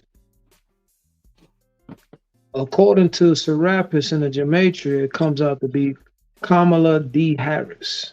Man, get the fuck out of here, man. Hold on. You got it on the screen? Let me copy paste. Put it up there. Because you know. Put it up there. Hold on, let me we cannot make this up. Is that it? Yeah. Here we go. We're about an hour and 40 minutes in. Hit that like button, man. Hit that share button, man. Be sure to subscribe. That bell on my page. So this is on the second page. It's moving. There we go. What's happening? Let me scroll. It's at the bottom. There we go. Kamala D. Harris. What the hell? She was created by Ptolemy the first. Ptolemy the first. Serapis. Kamala Harris. Listen. Hey, that's what I'm telling y'all, man. Scroll back to the top so you can see the top, bro. I don't want them think we making up nothing. Serapis. Is that did I spell that right? Yeah. Okay. Serapis. There you go. Yeah. Bro said that's wild. Bro. Nah, numbers don't lie. But don't forget, though, it's still a part of the Luciferian. As I'm sitting here teaching, and I had no, you know what? I was like, let me teach you on something today. I wasn't even gonna do this today. I wasn't even gonna do it today.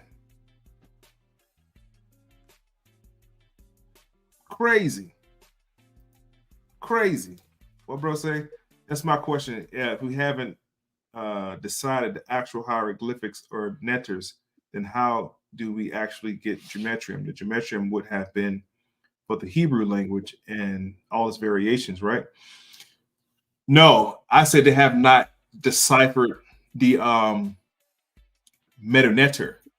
They deciphered the hieratic form of writing and demotic form of writing. The hieroglyphics have been deciphered also. It's just the metanetter has not been deciphered. The Hebrews get their information from the scrolls that was written in hieratic and demotic form of writing. Hieroglyphics is pictorial. Hieratic and demotic was the next two forms of writing, and the metanetter was like the royal form of writing that they never deciphered. So the Hebrew or gematria very well can come from one of those demotic forms of writing. Yeah. What Shorty say? I'm dealing with Kamala.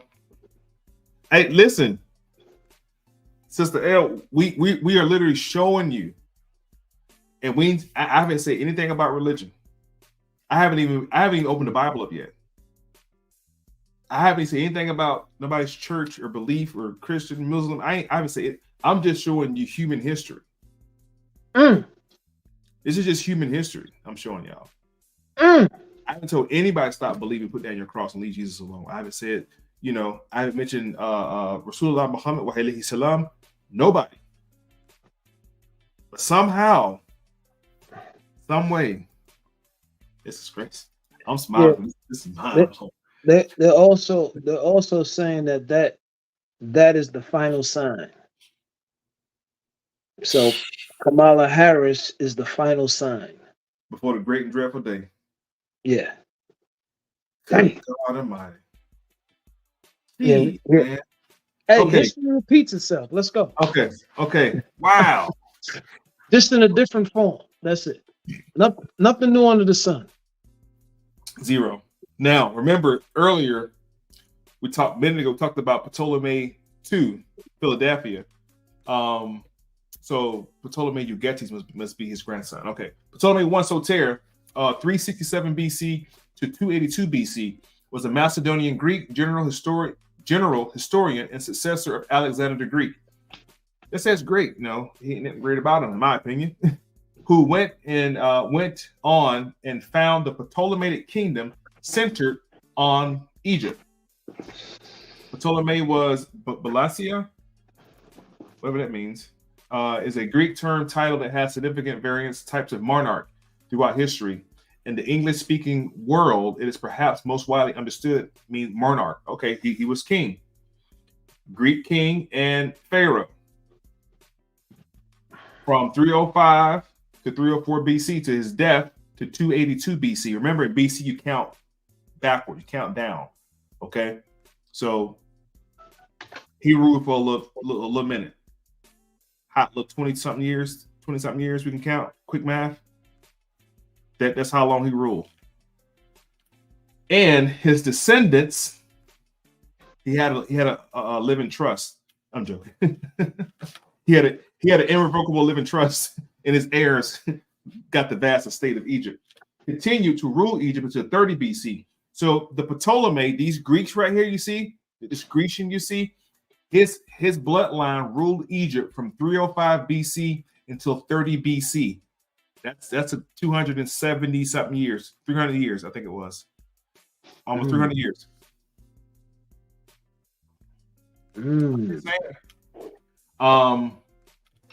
During their rule, Egypt became a thriving basin of Hellenistic civilization, and Alexandria a great seat of Greek culture. This is where you get Herodotus, Pythagorean theorems, or Pythagoras, Aristotle, Socrates, Plato. All the Greek philosophers got their information from Egypt. Greek had no culture. Everything that was in Egypt became Greek culture. In Egypt, they had Heliopolis. In Greece, they had Leopolis, Sun City, or Cat City, they called it. Leo.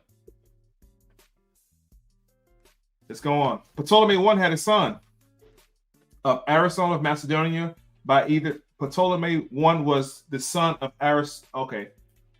Orosian of Macedonia by either her husband Lagos, Philip II of Macedonia, the father of Alexander. However, the latter is unlikely and may have been a myth fabrication to glorify Ptolemaic dynasty. Ptolemy was one of Alexander's most trusted companions and military officers. After the death of Alexander in 323 BC, we know that when they came into Egypt for the first time, like in the 320s, that was Egypt first time laying eyes on. I'm sorry, that was Greece first time laying eyes on Egypt. That's back when the pyramids were still a little crispy.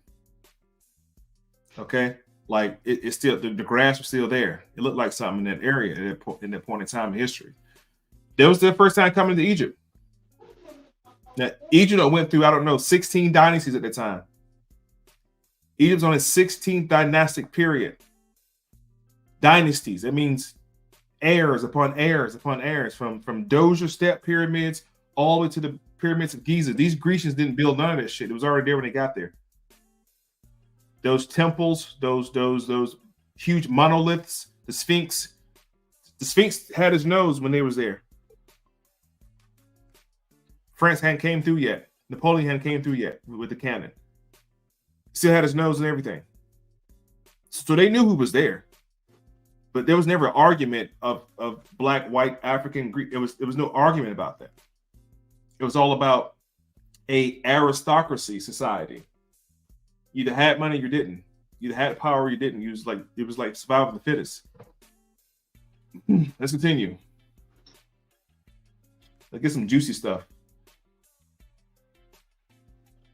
That's his military career. He did great. Son of Alexander, so on and so forth. All right. Success of Alexander. Watch who Serapis becomes. Watch who he turns himself into. I might just Google it, but I'm sure it's in here. Watch who he turns himself into. These people are crazy, bro. These people are slam crazy. Did we Ptolemy name already? Which one? Ptolemy. Get his name already, right? His name. Yeah, Ptolemy the second. No, make sure we got his name already in there. That's all. Let me look up. Let me show you this. Well, I told you for Ptolemy the second is the Statue of Liberty.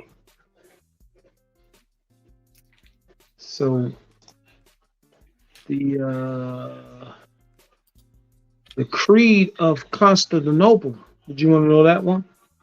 No, hold on. Mm-hmm.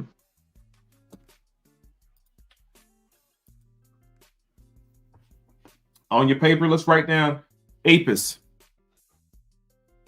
Apis. Apis. Ooh. Write down Apis. Leave some space because I'm gonna build on Apis for you real quick and show you something about Apis. In ancient Egypt, in the ancient Egyptian religion, Apis or Hapis, alternatively spelled Anak, was the sacred bull or multiple sacred bull worship in Memphis, in the Memphis region, identified as the son of Hathor, a primary deity in the pantheon of ancient Egypt. These are the Enaids. I'll prove my point in a second. Initially, he was assigned a significant role in her worship, being sacrificed and reborn. Later, Apis also served as an intermediate between humans and other powerful deities. Originally Ptah, later Osiris, then Atum. Now, I told you about the Atum, the three lights. It's Atan, Atum, and Atum, the three great lights. Masons should know that. Can I add value to that? Go ahead. Apis comes out to be Michael Obama. Man, get the fuck out of here. Hey, that's it, y'all. We're gonna turn off the computer for that's it. Damn. Not Michelle. No, I want you to put it on the screen. I do not believe that. Not Michelle, though. Not Michelle. Michael Obama. I do not believe that. We can't make this up.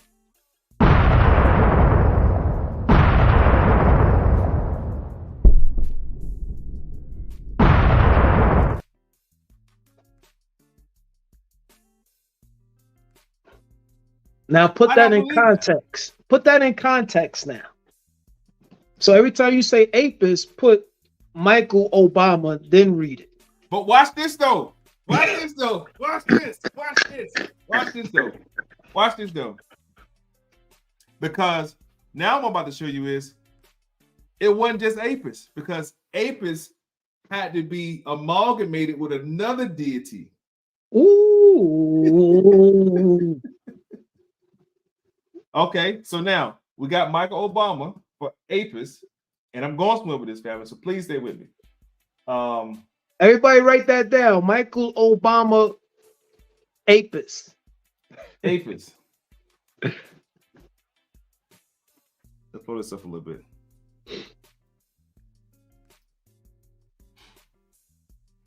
Serapis, Greco-Egyptian deity of the sun, first encountered at Memphis, where his cult was celebrated in association with that of the sacred Egyptian bull. Who was that? Apis, who was called Osorapis. It was called Osorapis due to the fact that Ptolemy joined Osiris and Apis to give you Osorapis or Serapis. Watch this. Who was called Osorapis when deceased. He was thus originally a god of underworld, but was reintroduced as a new deity with the many Hellenic aspects of Ptolemy I, who centered worship of the deity at Alexander. The Serapeum at Alexander was the largest and best known of the gods' temples. The cult statue there represented Serapis as a robed and bearded figure. Wait, you got to go back though. So you got to put Apis and Serapis, which is Serapis. Michael Obama and Kamala Harris. Hold on. So remember, Serapis is Kamala Harris. Serapis is Kamala Harris. Apis is Michael Obama. Oh my God, bro. Put them together. Now read it again.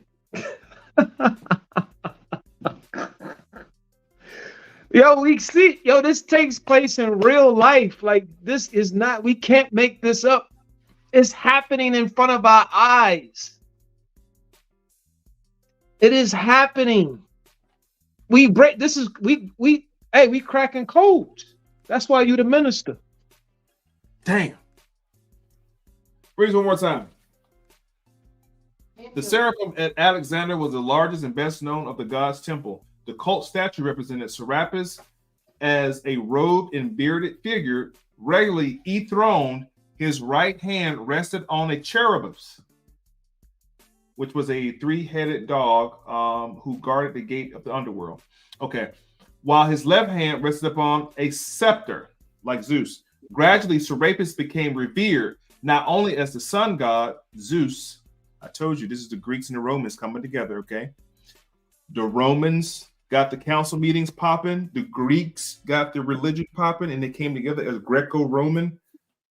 But also Lord of healing and fertility. His worship was established in Rome and throughout the Mediterranean, following the trade routes being particularly prominent in the great commercial cities among the Gnostics, early Christian heretics who believed that matters of evil in the spirit is good.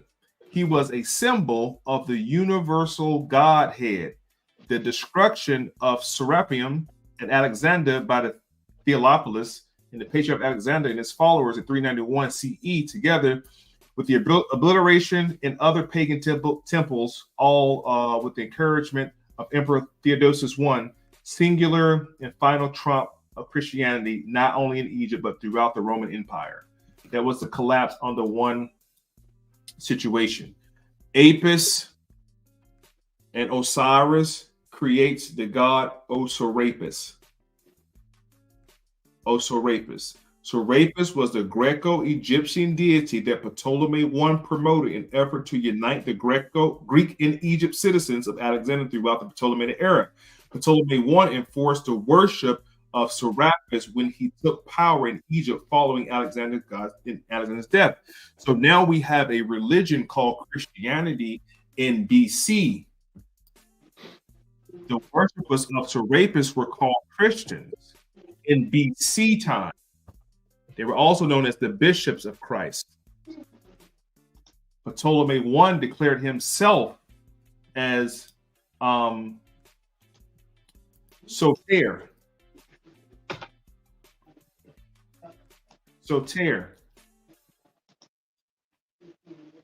Ptolemy I said that he is Ptolemy I Soter. It's the savior, a deliverer, the redeemer. Ptolemy, watch this. I'm gonna go back here and put Ptolemy. See right there. Ptolemy I Soter. Ptolemy I the savior, who created for you Christianity and Christians. And then his son, Philadelphia II, comes along and give you the book manuscript called the Septuagint or the Septuaginta. See right here? The Septuaginta was a transliteration of 70 Hebrews, 70 Hebrew translators, 6 of them from the tribe of Jacob. They translated the book to the Greeks and gave the Greeks the book called the Septuagint by this dude right here. But the thing about this right here, this is in BC time. There was no Christ. That's why at these council meetings, they now have to figure out how to put it together. All right, now we got the book and we got the history. How do we convince these niggas to believe in this shit? Oh, easy. Let's come up with the creed. First of all, you got to agree to the creed, and the creed is God the Father, God the Son, God the Spirit. Okay, what about those monophysites? Oh, we just call them heretics, and we condemn them. And to further make people believe in this nonsense. Watch this. I did not say Stewart. It says Stewart. What is purgatory?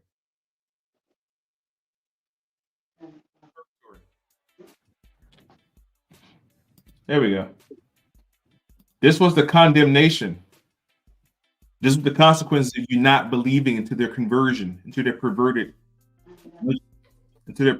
belief. Purgatory. Look up purgatory. This was the teachings of heaven and hell. Also, sequentially, this was when the church would brutally torture people.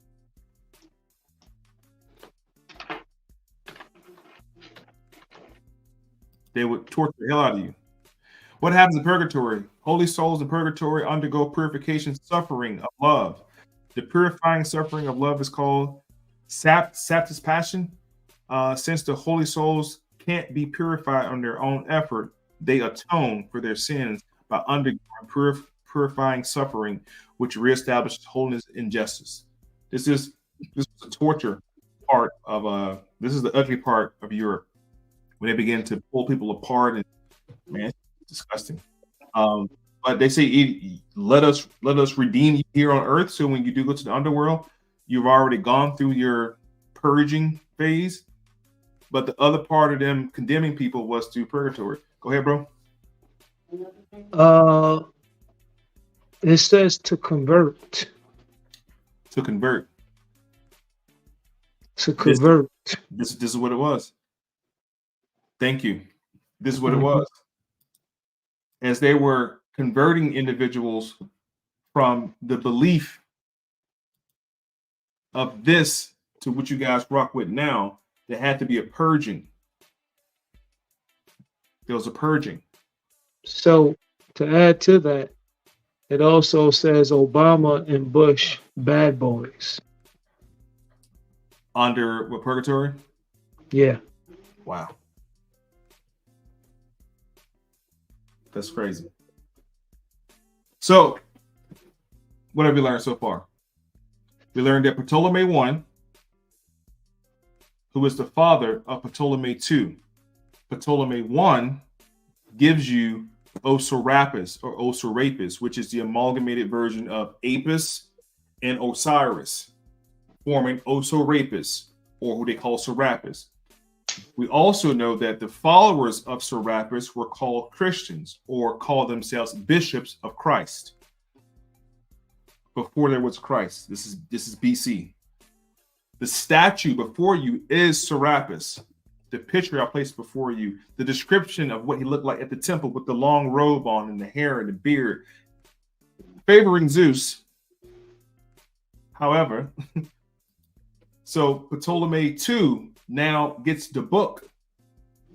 He gets the book put together by the Greeks. I'm sorry, by the Hebrew priests right here. Sorry, here we go. Ptolemy II now gets the book put together. The book is called the Septuagint. This Septuagint is translated later by Erasmus. Erasmus is gonna transliterate it into this, the Nova Instrumentum. It's gonna be see right here, it says Greek, but it had to be put into Greek first. It was in Hebrew first. So the Hebrew version is this. It came from the Hebrew and became the earliest extent of Greek translation from the Hebrew Bible. Then he got a hold to it and he put it into Latin. It was the New Testament of the Greek to be published. You got it? He gave you Christ. He gave you the book. Now, let's talk about these Hebrews for one hot second. I said this before, but I feel like when me and Chrome's on here, we kind of sped past it a little bit. So I just want to put some emphasis. I want to put some respect on this.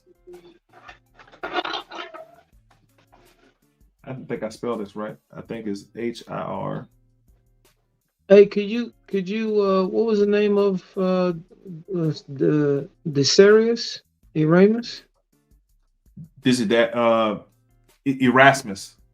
Erasmus. Yeah.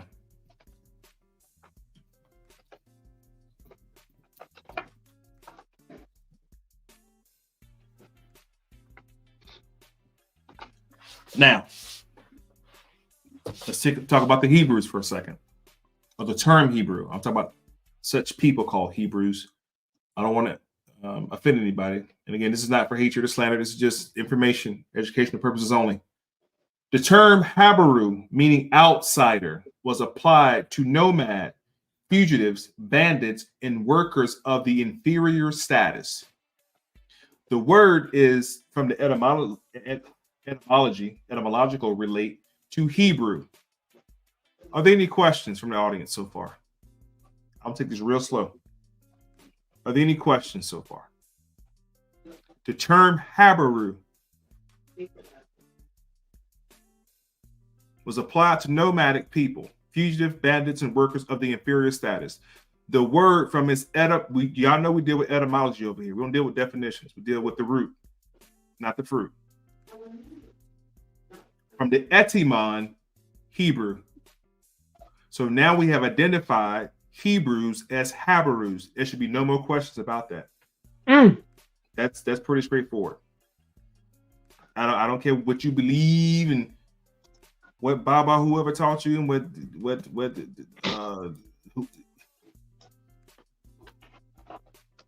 Let's look that up.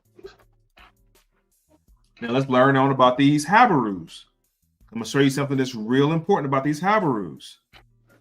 They're really Horites. And Horites are the devotees of Horus. So now we got the Hebrews who were the devotees of Horus giving you the manuscript to Philadelphia 2 to create the Septuagint. And the Septuagint now goes over to be the Nova Testamentum, but it's still the ancient Egyptian script being transliterated. That's why you can get Osiris and Horus and Isis and put Mary and put Jesus and put the Most High right. That's how you can do that all day long. That's why they tell you that same pantheon comes out of Egypt. It's an old concept.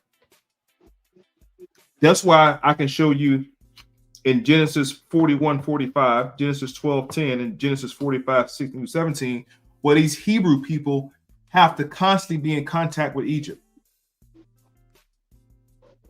Let's These add to that. Habarus, they have to constantly be in contact in Egypt the whole story. Abraham had to go get saved by the Hebrews. Jacob had to go get saved by the Hebrews. Jacob's son, Joseph, was a damn Pharaoh. Jacob's two grandsons, Ephraim and Manasseh. Abraham dealing with the Egyptians. Why are they in Egypt so much? Why don't you just go about your business? Why don't you just come to America somewhere? Why you have to, what's over there? Because the Habarus are the Hebrews or the Horites. I'll prove my point in a second. Go ahead, bro. So the Habarus is the Moors. Say again. The Habaru is the Moors, according to gematria. Wait, let me copy that over because Let's pull that up. I got multiple joints up. Paste.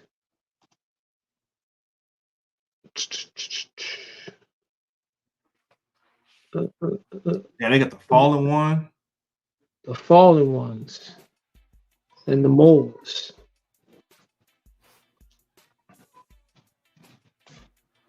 The Federation. The Contagions. As you can see, I'm not making this up. Female Messiah. The Habarus, who are the Hebrews, are who? The Habaru. The Moors. So everybody had to come back to the Moors. What? Cannot make this up.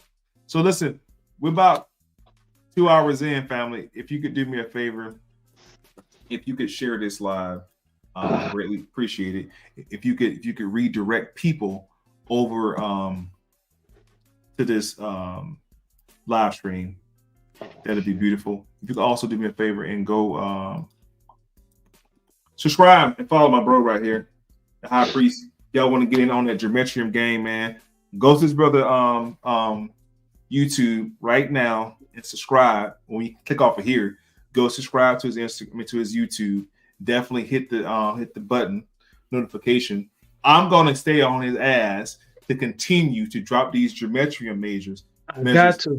Even if you just pre-record them, bro, and then just upload them to your joint. You ain't got to go live all the time. But nobody has ever done what we're doing right now. Nobody's ever just been given a lecture and you come in and just take, I can take that word, boom, boom. And it's applying to 2024 though.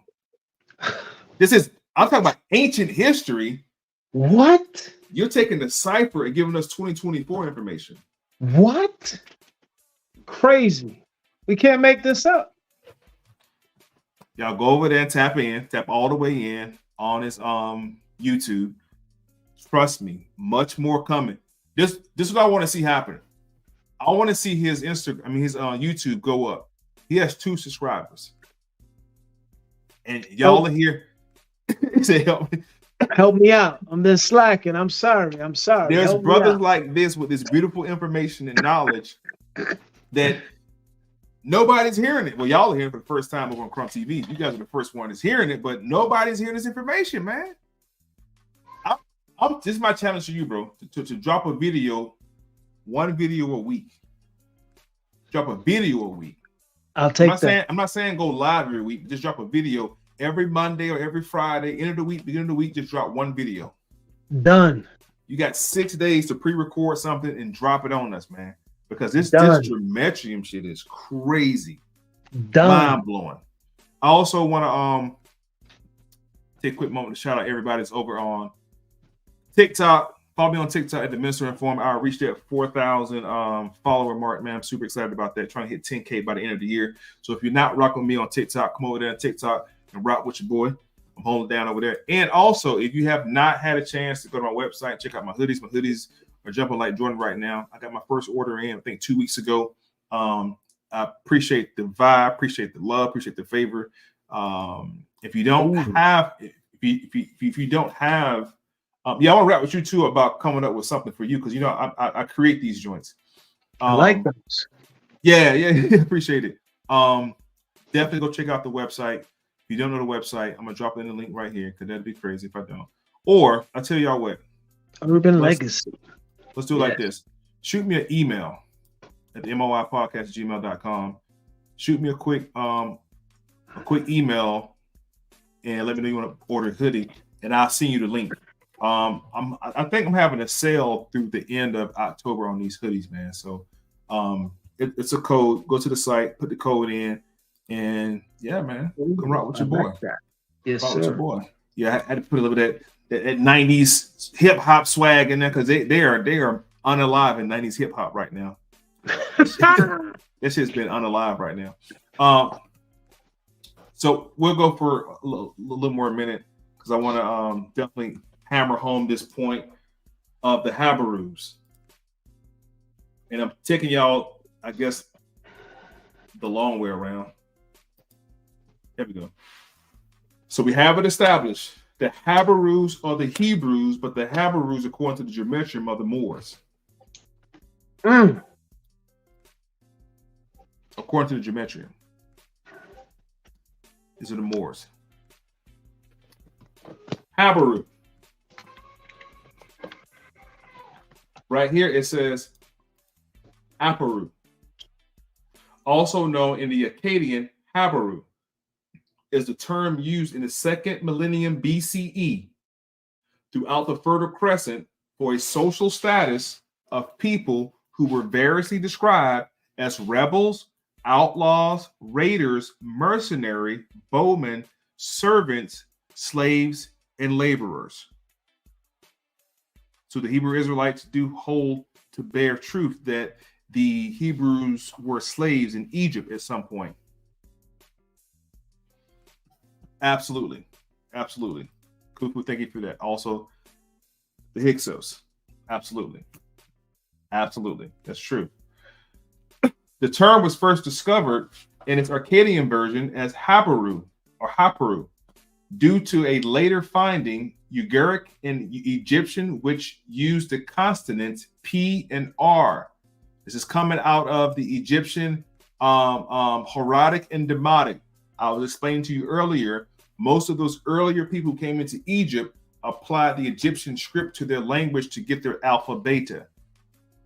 In the Egyptian finding, due to the Hieratic and Demotic form, which contains P and R, certain letters don't exist in certain languages. Well, just like the J didn't exist for a while because there was no need for a J in that region of the world. They didn't need a J was a Y or I to them. And it came into play later. And in the light of the well-established sound change from Northwest Semantic to Akkadic, the root of this term proved to be PR. So here's when they say you guys just playing semantics, and I challenge that to say, no, we're playing phonetics. It's the Sumerians against the Phoenicians type of thing. One group used sound-based talking, and one used script form of talking. The root means dust, dirt, and links to the characterization of Aparus as nomads, mercenary people who were not part of the cultural society, a morphological pattern of the word qualtal, and with some point to status or points to a status or condition. Takeaways: nomadic people in the desert wandering are referred to as Habarus or Hebrews. In the language of the Arabic language, they'll be called Bedouin. And because they move so much, they'll be known as Arabia or Arabs. Okay. The Akkadic term, however, occasionally alternates with the Sumergram, SHGA, Akkadian Dictionary for Sumergrams, add SAGAZ to gloss the Habat, raiders. And we'll have to go into the Akkadian, and that's going to lead us probably back to something else dealing with Samaria. But what does the word Habaru means in its origin? Not watching that video. One argument against such in identification is the fact that Habaru, the Habaru were a social element as distinct from Hebrews, who are usually identified as an ethnic group. Nevertheless, the way of life both of Habarus and of the Hebrews had much in common. Well, to add value to that in the gematria English in simple form, Habaru is Negro.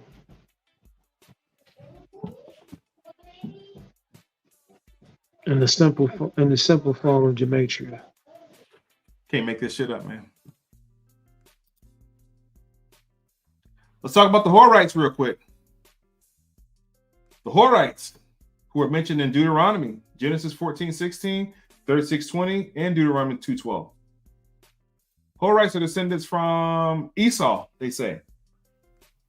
Let's find out who the Horites are. The Horites, hope this comes up. It's been a while since I did this one.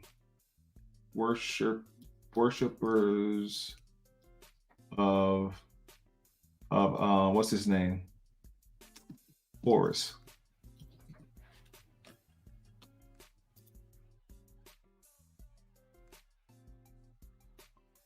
It's been a while since I looked this shit up too. Give me a second, y'all. They were the devotees of Horus, but the Horites also translates to Habarus as well. The Horites are devotees of Horus. There we go. It's right here. The Horites are devotees of Horus, whose mother Hathor was said to be conceived, overshadowing sun, the Creator's emblem. Horus is the archetype by which Abraham's descendant would recognize Jesus as the promised seed of the woman of Genesis. The Horites were devotees of Horus. Horus is the archetype by which Abraham's descendants would recognize Jesus. The Horites were devotees of Horus. Horus is also the archetype by which Abraham's descendants, that's Jacob and the Israelites. Those are the Hebrews. Let's read it this way. Horus is the archetype by which Abraham's descendants, the Hebrews, would recognize Jesus as the promised seed of the woman. But the Horites was worshippers of Horus. Let's try this. Just with shits and giggles. Just with shits and giggles. Let's see what happens. Just to add value, it's also the Nagas. What is? Horites? The Horites. That's crazy. The Horite and Scythian Hebrew were a caste of royal priests. Stay with me, y'all, as I walk y'all through this shit. The Horites and the Scythian Hebrews were a caste of royal priests who diaspora widely from Nile Valley, where they maintained shrines and temples. Horites and Scythian mounds. The term Horite and Scythian did not designate race or ethnicities. They designated as a modic system. There's a distinction. The Horites, who are devotees of Horus, and the Scythionite Hebrews were a caste of royal priests. Let's look up. Because I'm doing something with y'all right here. Let's do this. Let's find out who these Hebrews are, who was hanging out with these Horites who worship Horus. So also, we'll come back to that. According to the Horites, it is a covenant. A covenant. Covenant. Oh, the Scythian. Oh, got it. I heard what you said, bro. Gotcha. The Scythian. Okay, so Seth was the son of what's his name? Adam. The Horite and the Scythian Hebrews, which is interesting because Seth was let's go back again. Hold on. I'm actually learning right now as I'm doing this shit. This is crazy. The Scythian line, Genesis 5, extended to Noah and his three sons. The Canaanite line in Genesis 4 runs to Naaman. The seventh generation, Lamech, descended from Cain, is described as the father of Jubal, and Tubal-Cain, and Nahum, the second wife of Zillah, from his second wife, Zillah. So Seth in the line in Genesis 5 extends to Noah and his 3 sons. Noah's 3 sons is Ham, Shem, and Japheth. And the descendants of Ham, Shem, and Japheth, the descendants of Ham becomes Cush, and Cush and his descendants, Mizraim, and Mizraim is Egypt. Let me show y'all. Yeah, I think I'm crazy or something. What the hell is he talking about? I'm gonna show you.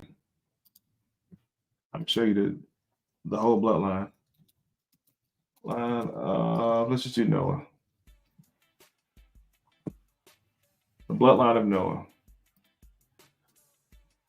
Father descendant Noah include Eber, who is Shem, Nimrod from Cush, the Philistines, and Mizraim, right here. Cush and Mizraim. Mizraim. This is the bloodline of Noah. Watch how we end up in Egypt. I'm gonna take y'all back out of Egypt again. Mizraim is the Hebrew Amharic name for the land of Egypt. Now let's go back to Mizraim. See how we are not leaving Egypt? This entire conversation, we never left North Africa, by the way. This entire 2-hour, 30-minute situation, we have not gone out of Africa yet. We're still in Africa, by the way. The Horite in Seth in Hebrew is a caste of royal priests who dispersed widely from the Nile Valley, where they maintain shrines and temples. Horites and Sethid mounds. The term Horite and Sethid, Sethites, I'm just going to say Sethite because they're Seth. Sethite do not designate races or ethnicity.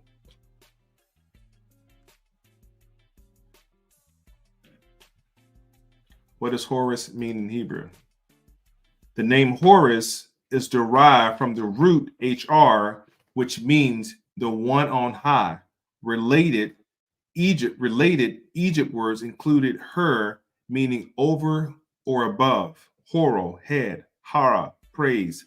The earliest known reference to the Hebrew, are found in ancient Sumeria cuneiform tablets in ancient Egypt literature.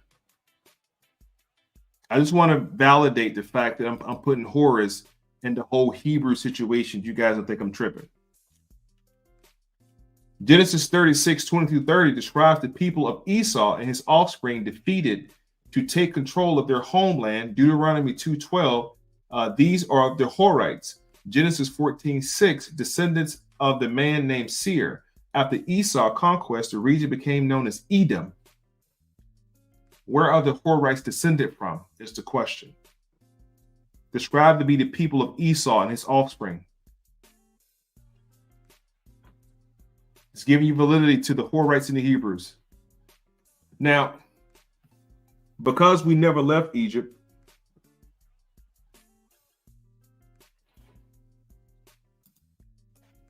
the entire book we've been talking about this whole time never left Egypt. The Septuagint comes from Egypt. The Septuagint is not a Hebrew text. You had 70 Hebrew translators, but ask them under what guiles was it written? By Ptolemy II, who now we know whose father created Serapis Christos or Oserapis. His father creates him. This is still in Egypt. We have not left Egypt. These are the priests. The Copts are one of the oldest Christian communities in Middle East. Although integrated into larger Egyptian nation, the Copts have survived as distinct religious communities formed around 5 to 20% of the population. They pride themselves in the episcopal, whatever that shit say, of the Egyptian church. Its founder was the first in the unbroken chain of patriarch. The main body has been out of communion with the Roman Catholic Church since the 5th century AD. That's the 400s. That's called the Coptic Orthodox Church, the Church of Egypt. It's called Coptic Church.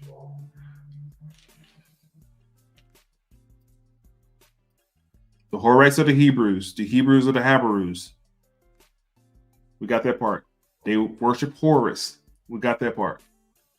Let's dive a little deep.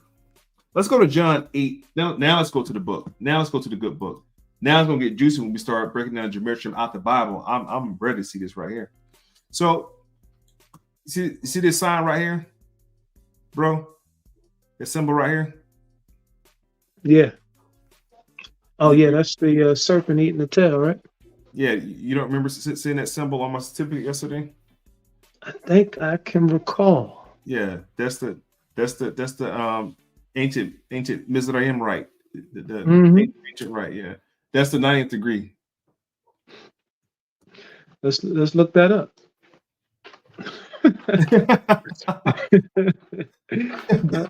That's the 90th degree right there.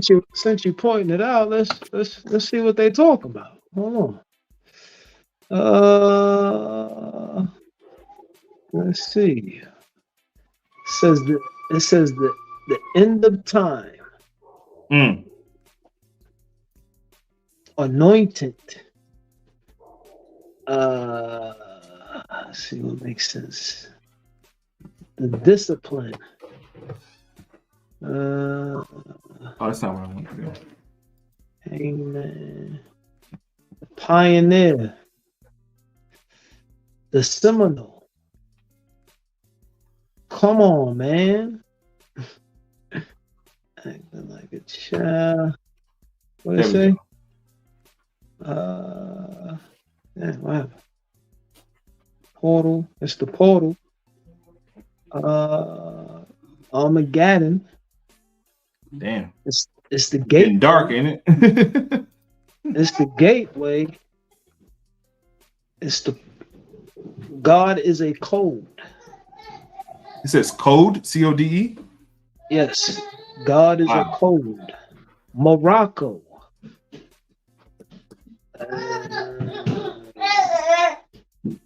That's pretty much it. All right. Yo, come on. got the baby in there. All right. We're talking about Egypt. We're still dealing with Egypt before we get up out of here. We're at Genesis 41:45. Pharaoh gave Joseph the name Zephany. Pianin. That's a good name to put in there, bro. And decipher. This last part of Joseph's name right here. That part right there. Put that in the cipher and see what it says. And gave him Anestia, daughter of Papara, priest of On. The reason I pulled this up because I wanted to deal with a couple different things real quick. First, I want to deal with the Pharaoh, so we know where we are, time and space. Gives Joseph another name.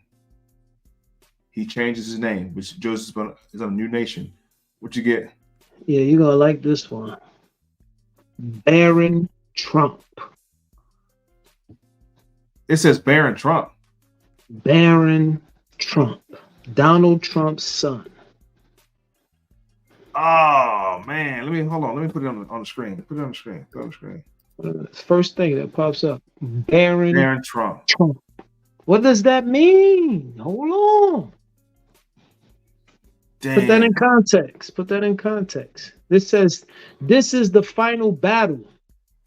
Baron Trump. This is the final battle. Look at that next one though. I am Lucifer. I am that I am. I am that I am. Damn. Optimus Prime. Mary Magdalene is that's Jesus. Google company. The forces of darkness. Look, they laughing at you. You better stop. Damn, bro.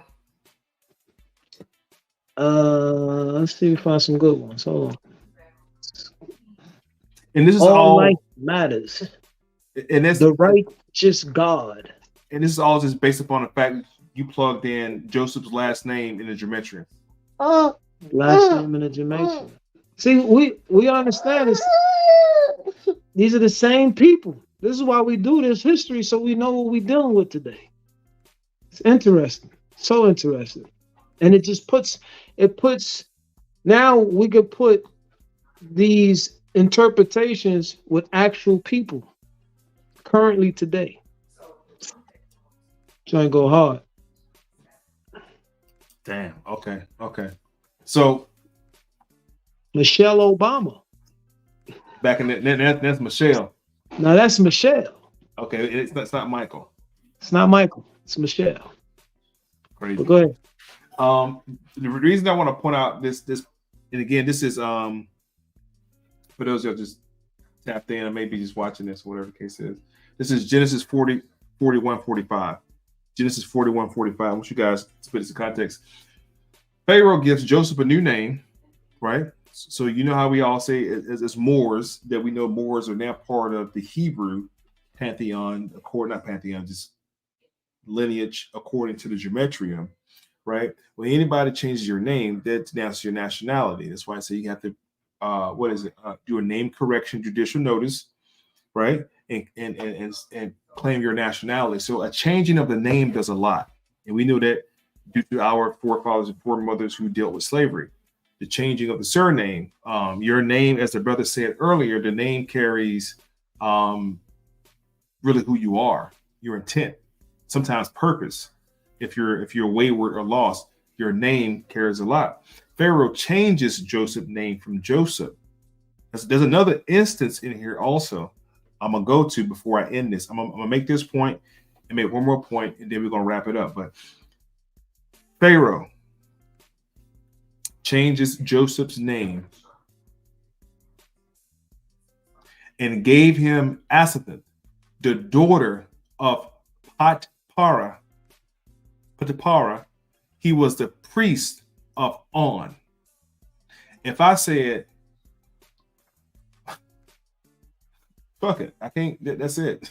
Priest of On. He was the priest of On. Who was On? On was the supreme major deity of Egypt, commonly referred to as Atum. I'll pull it up for you.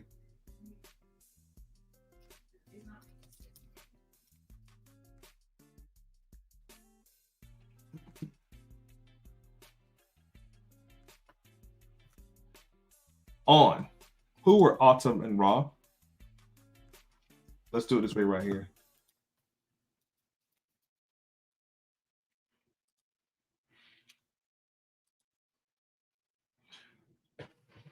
Aton, an ancient Egyptian religion sun god, depicted as a solar disk emitting rays terminating in human hands, whose worship briefly was in the state religion. The pharaoh Akhenaten reigned from 1353 to 36 BCE, returned to supremacy as the sun god with the startling innovation that Aton was to be the only god.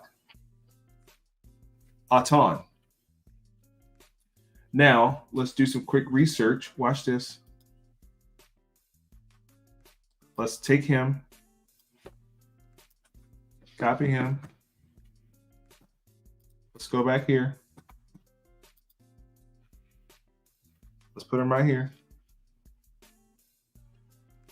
Let's find out who he is. And the reason it becomes so important because we now have Joseph, who's a Hebrew, marrying a Egyptian and getting the blessing from this priest, who is the priest of On. Heliopolis is the city. The reason I was trying to point it out, because the question I want to ask you, who was he the priest of? Of what religion? Like, what was the deity that he was a priest of? And that's why I showed you this Where'd it go? I got rid of it. That's why I was showing you. Oh, the worship of Horus. I'm sorry, Aton. This is who they was worshiping. And this guy right here was a priest of that deity, of which Joseph, the Hebrew, married his daughter. And they had two sons, Massa and Ephraim, Ephraim and Manasseh, Manasseh and Ephraim, who end up becoming Israelites by the blessings of Jacob. His name means he whom Ra has given. That's what that's what this guy names me right here. Sorry. Wait, let me add to that too. In the Gematria, it says, I'm the real God code. It says what? I'm the real God. I'm the real God code. Oh, you got it. Chosen ones.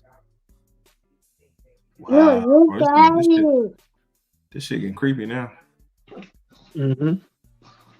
And this is based on what you put in for this one. The juicy. Oh, this is what's his name? Oh, the priest. Yeah, I got you. The priest. Mm-hmm. Damn. I am the Alpha and Omega. It's going down, man. It's going down. All I did was Satan. Allah is Satan. Oh God. And we got the Anunnaki. And all I did, family, was take y'all from the council meetings through a brief little history.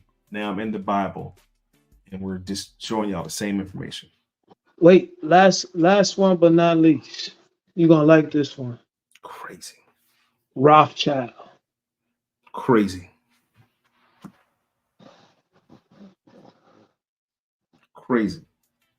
Can't make it up. Now I'm almost compelled to do some research and see if they have the same bloodline. see who bloodline these people got, man, from ancient times. It's been noted that Papathar, what his name is, served as the priest in Ra's most important cult center. A Jewish legend makes him the same person as Patar, whose wife was in love with Joseph and whose false accusations got him thrown into prison. So Joseph, being an Israelite, had a lot of information, a lot of religious ganter, I would assume, from the Egyptians, which reminds me of somebody else.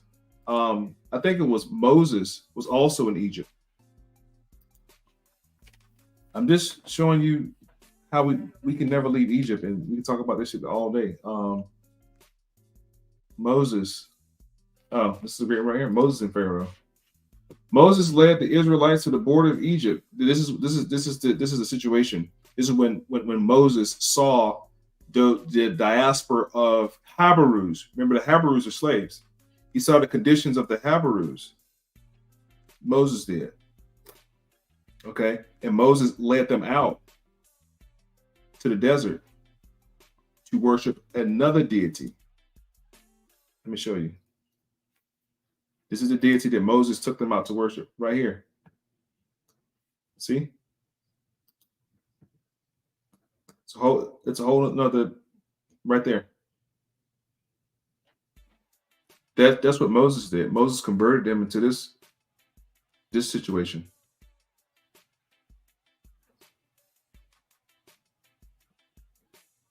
See? Moses led them out of Egypt, crossed over.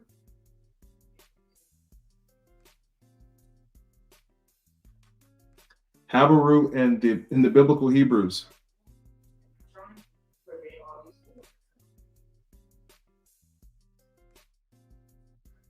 Just wanted to show you that. So we also got Abraham. You guys are writing these people down. We got Joseph so far. We got Moses so far. And we got Abraham. 12, what is it? What is it? 12 what? 12, 10. I wrote some notes over here, so I'm not scrambling. Genesis 12:10-20. Now there was a famine in the land. Abram, he wasn't Abraham yet. Abram, there was a famine in the land, and Abram went down to Egypt to live there for a while because the famine was severe. And he was about to enter Egypt, and he said to his wife Sarah. Now, let's stop right here. Let's go back and find out who Sarah is real quick, because some people say, "Oh, that was his niece." Sarah was his niece. That was his sister. That was his niece. That was his niece. That was his brother's daughter.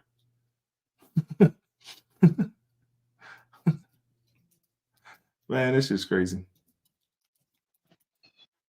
Hey, they want to know where they can find the calculator, the gematria calculator. For sure. Let's see here. Scroll to the top of that part you went right there. Is that it? Yeah, it's called the calculator gematria. Well, it's really gematrix.org, but I'm pretty sure if you put in calculator gematria, it should pull right up. For those that are interested, they trying to tap in now. They trying to. Hey, listen. So go to that rabbit hole, man. Y'all gonna be up all night, man. Y'all gonna be up all night, bro. Don't go down that rabbit hole. You ain't gonna want to come back. Listen, man, y'all gonna be up all 2 nights in a row, man, dealing with this gematria, because it's like almost anything you put in, man, it spits it out to where you're like, damn, this is right now though. Like it ain't giving you old ancient world referrals. It's giving you like, damn, I know Michelle Obama, Michael Obama, I know what Trump. Like it's things you're seeing now. It ain't even naming that in the far future that you don't know about yet. It's putting stuff in your face now based on the calculation. Man, this is crazy.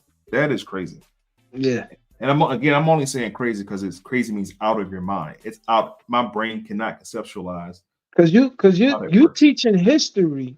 That's right. the crazy part. You're teaching ancient history, and it's putting it into present time. Damn. Sickness. Crazy. Okay. Let's go back to Sarah. Give it to me real quick. Right. Descendants of Noah through his son Shem. Okay, here we go. Having left Ur, the ancient city of Ur, because Abraham was a Chaldean. Okay, Abraham was not a Hebrew. Hebrew is not even a place. It's not even a place. It's an affiliated term with a group of ancient people called Habarus. I just showed you that. Which the meaning of it means those who crossed over. So Abraham, who is the father of Isaac, the grandfather of Jacob or Jacob, the father of what's his name? I call his name in a second. Forgot his name. But this is his bloodline, having left Ur with his father Terah and his wife Sarah. His nephew Lot, Abraham stayed for a time in Haran where Terah died. Let's find out who Sarah was, though. And yes, they do spell it differently. Who was Sarah? And then you find out why her and Abraham never had kids. Sarah in the Old Testament is the wife of Abraham and mother of Isaac. She was childless till she was 90, until the angels came back to saw her. The same angels that came to see Mary, the same angels that came to see Elizabeth.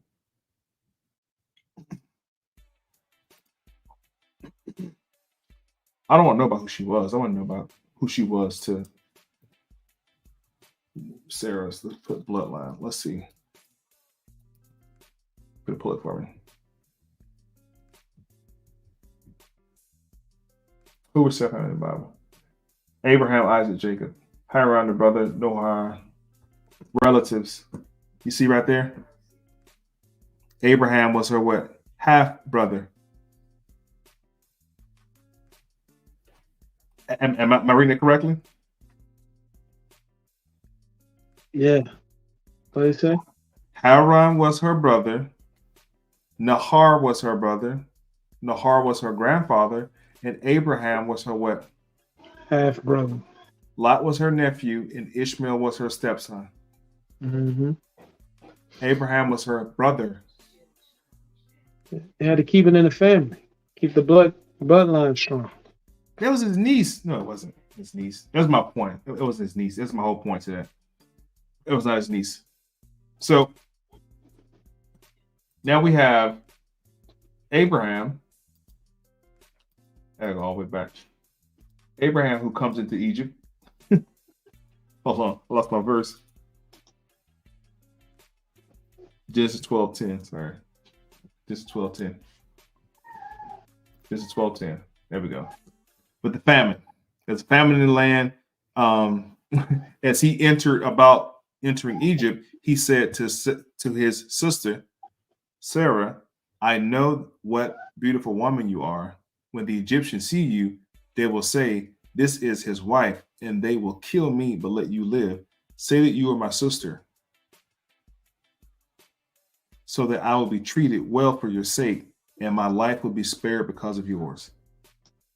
And we just seen the bloodline. It really is his sister. He took her on as his wife because, as in tradition, I guess is what had to happen. It was his half sister by way of his father, Abraham's father. When Pharaoh's official saw her, they praised her. They praised her to Pharaoh. She was taken into a place. He treated Abram well for her sake, and Abram required sheep and cattle, male and female donkey, male and female servant, and camel. But the Lord inflicted such serious disease on Pharaoh that his household, because of Abram's wife Sarah. So Pharaoh summoned Abram. What have you done to me? She gave him something. She gave him STD. I don't know what happened. Why didn't you tell me this was your wife? What? My question is, who told him? Did Sarah snitch and say I'm really his wife? Why did you say she's my sister, so that I took her to be my wife? Now then, here's your wife. Take her and go. Then Pharaoh gave the order for Abraham to go with his men and sent them on their way with his wife and everything in hand. Abraham comes to Pharaoh, receives favor from Pharaoh for donkeys, cattle, sheep, supplies, even a maid servant named Hagar. All this was given to him. No force of coercion. Abraham never built a pyramid. He was never a slave. But somehow now, the descendants of Abraham end up being the slaves, according to what has been told through Hebrew Israelites or biblical scripture. This is my question. Why didn't Pharaoh enslave Abraham? Abraham becomes the progenitor of the Hebrew Israelites, who are supposedly enslaved at some point, that some guy named Moses comes later and take them out. Does that make sense? The audience, is it making sense what I'm saying? Abraham is the grandfather of Jacob. Jacob is the progenitor for all the Israelites, who are supposed to be the Hebrews, who share this story of being in bondage for 400 years someplace. It wasn't until this man came with his staff and said, "Follow me out of Egypt," that they were free from the clutch of the Egyptians. But somehow he never treated Abraham like this. Pharaoh, Egyptians.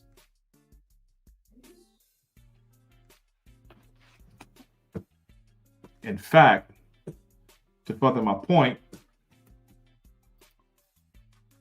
the father of the Israelites came into Egypt for help too. Where is it at? Genesis 45.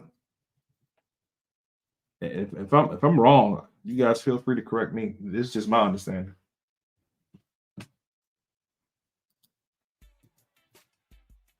It's just my understanding of it.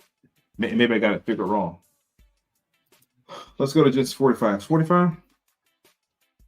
When news reached Pharaoh's place that Joseph's brothers had come, Pharaoh and all his officials were pleased. Nobody was mad. Nobody was tripping. These are Israelites, by the way. These are Hebrew Israelites. Let's just do this right here. Let's do this. Let's start at 21. So the sons of Israel, Ben Israel, all Ben Israel did this. Joseph gave them the cart as Pharaoh had commanded and gave them also provisions for their journey. Did I pass it already? Yeah, I did. I'm sorry. I went too far. 8. Let's go to 8. So then it was up to you. So then it was not you who sent me here, but God. He made me father to Pharaoh, Lord, his entire household, and ruler over Egypt. This is Joseph talking. Now hurry back to my father and say to him that this is your son Joseph. Says, God has made me Lord over all Egypt. Come down to me. Don't delay. This is when Joseph was basically about to die. They're like starving. You know what I'm saying? They need to be saved. Although Joseph's brother threw him in a hole, desecrated him, pretty much abandoned him. He comes out of the hole and end up becoming this Pharaoh of Egypt. He's still an Israelite. But somehow he's an Egyptian and an Israelite at the same time. And his 2 boys are too at the same time. So I'm having a hard time understanding the enslavement of Israelites by Pharaoh when it looks like Israelites are running Egypt. So Joseph is like Ptolemy right now. Remember him? Joseph is Ptolemy. For this conversation, Joseph is Ptolemy. He's now the new ruler of Egypt. Has an Egyptian wife and everything. Joseph is the brother of the Israelites. He's one of the brothers. Let's go to 12. You can see for yourself. You can, and so can my brother Benjamin. Benjamin is another character that we have to write down and pay attention. When his mother was naming him, she named him Ben Oni, or Ben On, Ben, son of On, O-N. The same deity we just talked about earlier, Aton. She named him Ben On. And then, of course, Jacob comes in the room and changed his name to Benjamin and not Ben On. That is, until I'm speaking with, tell my father about the honor, about all the honor accorded to me in Egypt, about everything you see, and bring my father down here quickly. So now Joseph is basically telling his brother Benjamin them, hey, go get my dad and bring him here. Let's make sure we, get the family straight. When the news reached Pharaoh's place that Joseph's brother had come, Pharaoh and all his officials were pleased. Pharaoh wasn't mad, wasn't chasing behind them with sticks and chariots across the Red Sea. None of that. Pharaoh said to Joseph, tell your brothers, do this. Load your animals and return to the land of Canaan and bring your father and your family back to me. I will give you the best of land in Egypt, and you can enjoy the fat off the land. Go tell them Hebrew Israelites to come to Egypt. I'm going to give you land. Pharaoh gave the Hebrew Israelites land, but he ran them away and chased them through the Red Sea. But something ain't making sense. Somebody help me out in the comments. Help me make sense of this story. Help me make sense of this story. In the Hebrew Israelites in the comments, fans of Hebrew Israelitism, how is it? This is my question. Hear me out. In this passage, Pharaoh is giving land to the Hebrew Israelites. I say Hebrew Israelite because his brothers, Benjamin, and all of them. Joseph is there. Everybody's coming. Pharaoh said, tell your dad to come get some of this land. I'm going to give your daddy 40 acres and a mule. Put it that way. Pharaoh is giving the Israelites 40 acres and a mule in Egypt. And this is to the discourse I always hear from the Hebrew Israelites going against Egypt. When Egypt is just Mizraim. They're just the Mizrites, the descendants of the Mizrites, grandchildren of Noah. When the news reached Pharaoh that they came, he was excited pretty much. 19, you also go directly and tell him, do this. Take some carts to Egypt for your children and your wives, and you will get your father to come. Never mind about your belongings, because the best of Egypt will be yours. Keep them raggedy ass clothes when you got them. We'll go shopping when you get here. So the sons of Israel did this. Joseph gave them carts as the Pharaoh had commanded, and gave them provisions for the journey. To each of them gave new clothing. But Benjamin he gave 300 shekels of silver, 5 sets of clothes, and this is what he sent to his father: 10 donkeys loaded with the best things of Egypt, 10 female donkeys loaded with grains and bread and other provisions for his journey. Then he sent his brother away, and as they were leaving, said to them, "Don't quarry away. Don't run away." So they went up into Egypt and came to their father Jacob in the land of Canaan. They told him, "Joseph is alive. In fact, the ruler of all Egypt." Jacob was stunned. He did not believe them. But when they told him everything Joseph had said to them, and when he saw the carts Joseph sent to carry him back, the spirit of their father revived. And Israel said, "I am convinced my son Joseph is alive. I will go and see him before I die." Jacob came into Egypt. Jacob in Egypt, Abraham in Egypt, Moses in Egypt, Jesus had to come to Egypt. What's in Egypt? As we bring this to a close, what was in Egypt? Septuagint comes from Egypt, which later becomes the Bible. Serapis Christos, who we know as the Christians, and Christianity comes from Egypt. That's why the whole entire story stays in Egypt. The Bible is the greatest story ever told. I enjoyed y'all today, man. Thank you so much for your time. The good brother high priest, if you have not, once again, put some respect on your page right now. If you were very impressed, because I was truly blessed and impressed today by the geometrium. That shit was blowing my mind. If you were impressed by the geometrium, go over to High Priest YouTube, subscribe, click that bell notification. He is gonna make a declaration to have you guys at least one new episode a week. I propose that we do Geometrium 101 and just go through the processes it takes to understand the geometrium. We pretty much got a crash course today on the calculator part of it. This brother can just take your name and give you what you just based on your name. That's it. Nothing else. No zodiac sign, no NATO star chart, none of that stuff at all. Just your name. Because sometimes they ask for when's your birthday? What time you was born? I bear witness. That brother don't need none of that. He don't need none of the information. He just needs your name. Just give me your name. Your name. Hey, maybe we'll go live with the audience and tap in and have them give their name if they're comfortable. Just read it off. And just read it off. Read it off. Hey, it won't be a bad idea. It won't be a bad idea. Yeah, they'll be excited about that. I just sent you the link, so hook that up, and then that way they can get some action on that end. I definitely appreciate it, man. So definitely go follow him again, man. Listen, I've enjoyed it, man. Just wanted to emphasize to the audience to go check out the website. The website is up and popping. Shoot me an email if you don't have the website. This is some of the amazing clothing over on the website. And it is getting cold, so go shop for you a hoodie. This is probably one of my favorite ones right here. God vibes. I don't know what the inspiration was, but it's Matthew 24:4. If you know what that is, go read it. And I aspire to do more hoodies like this. But I like pieces like this, though.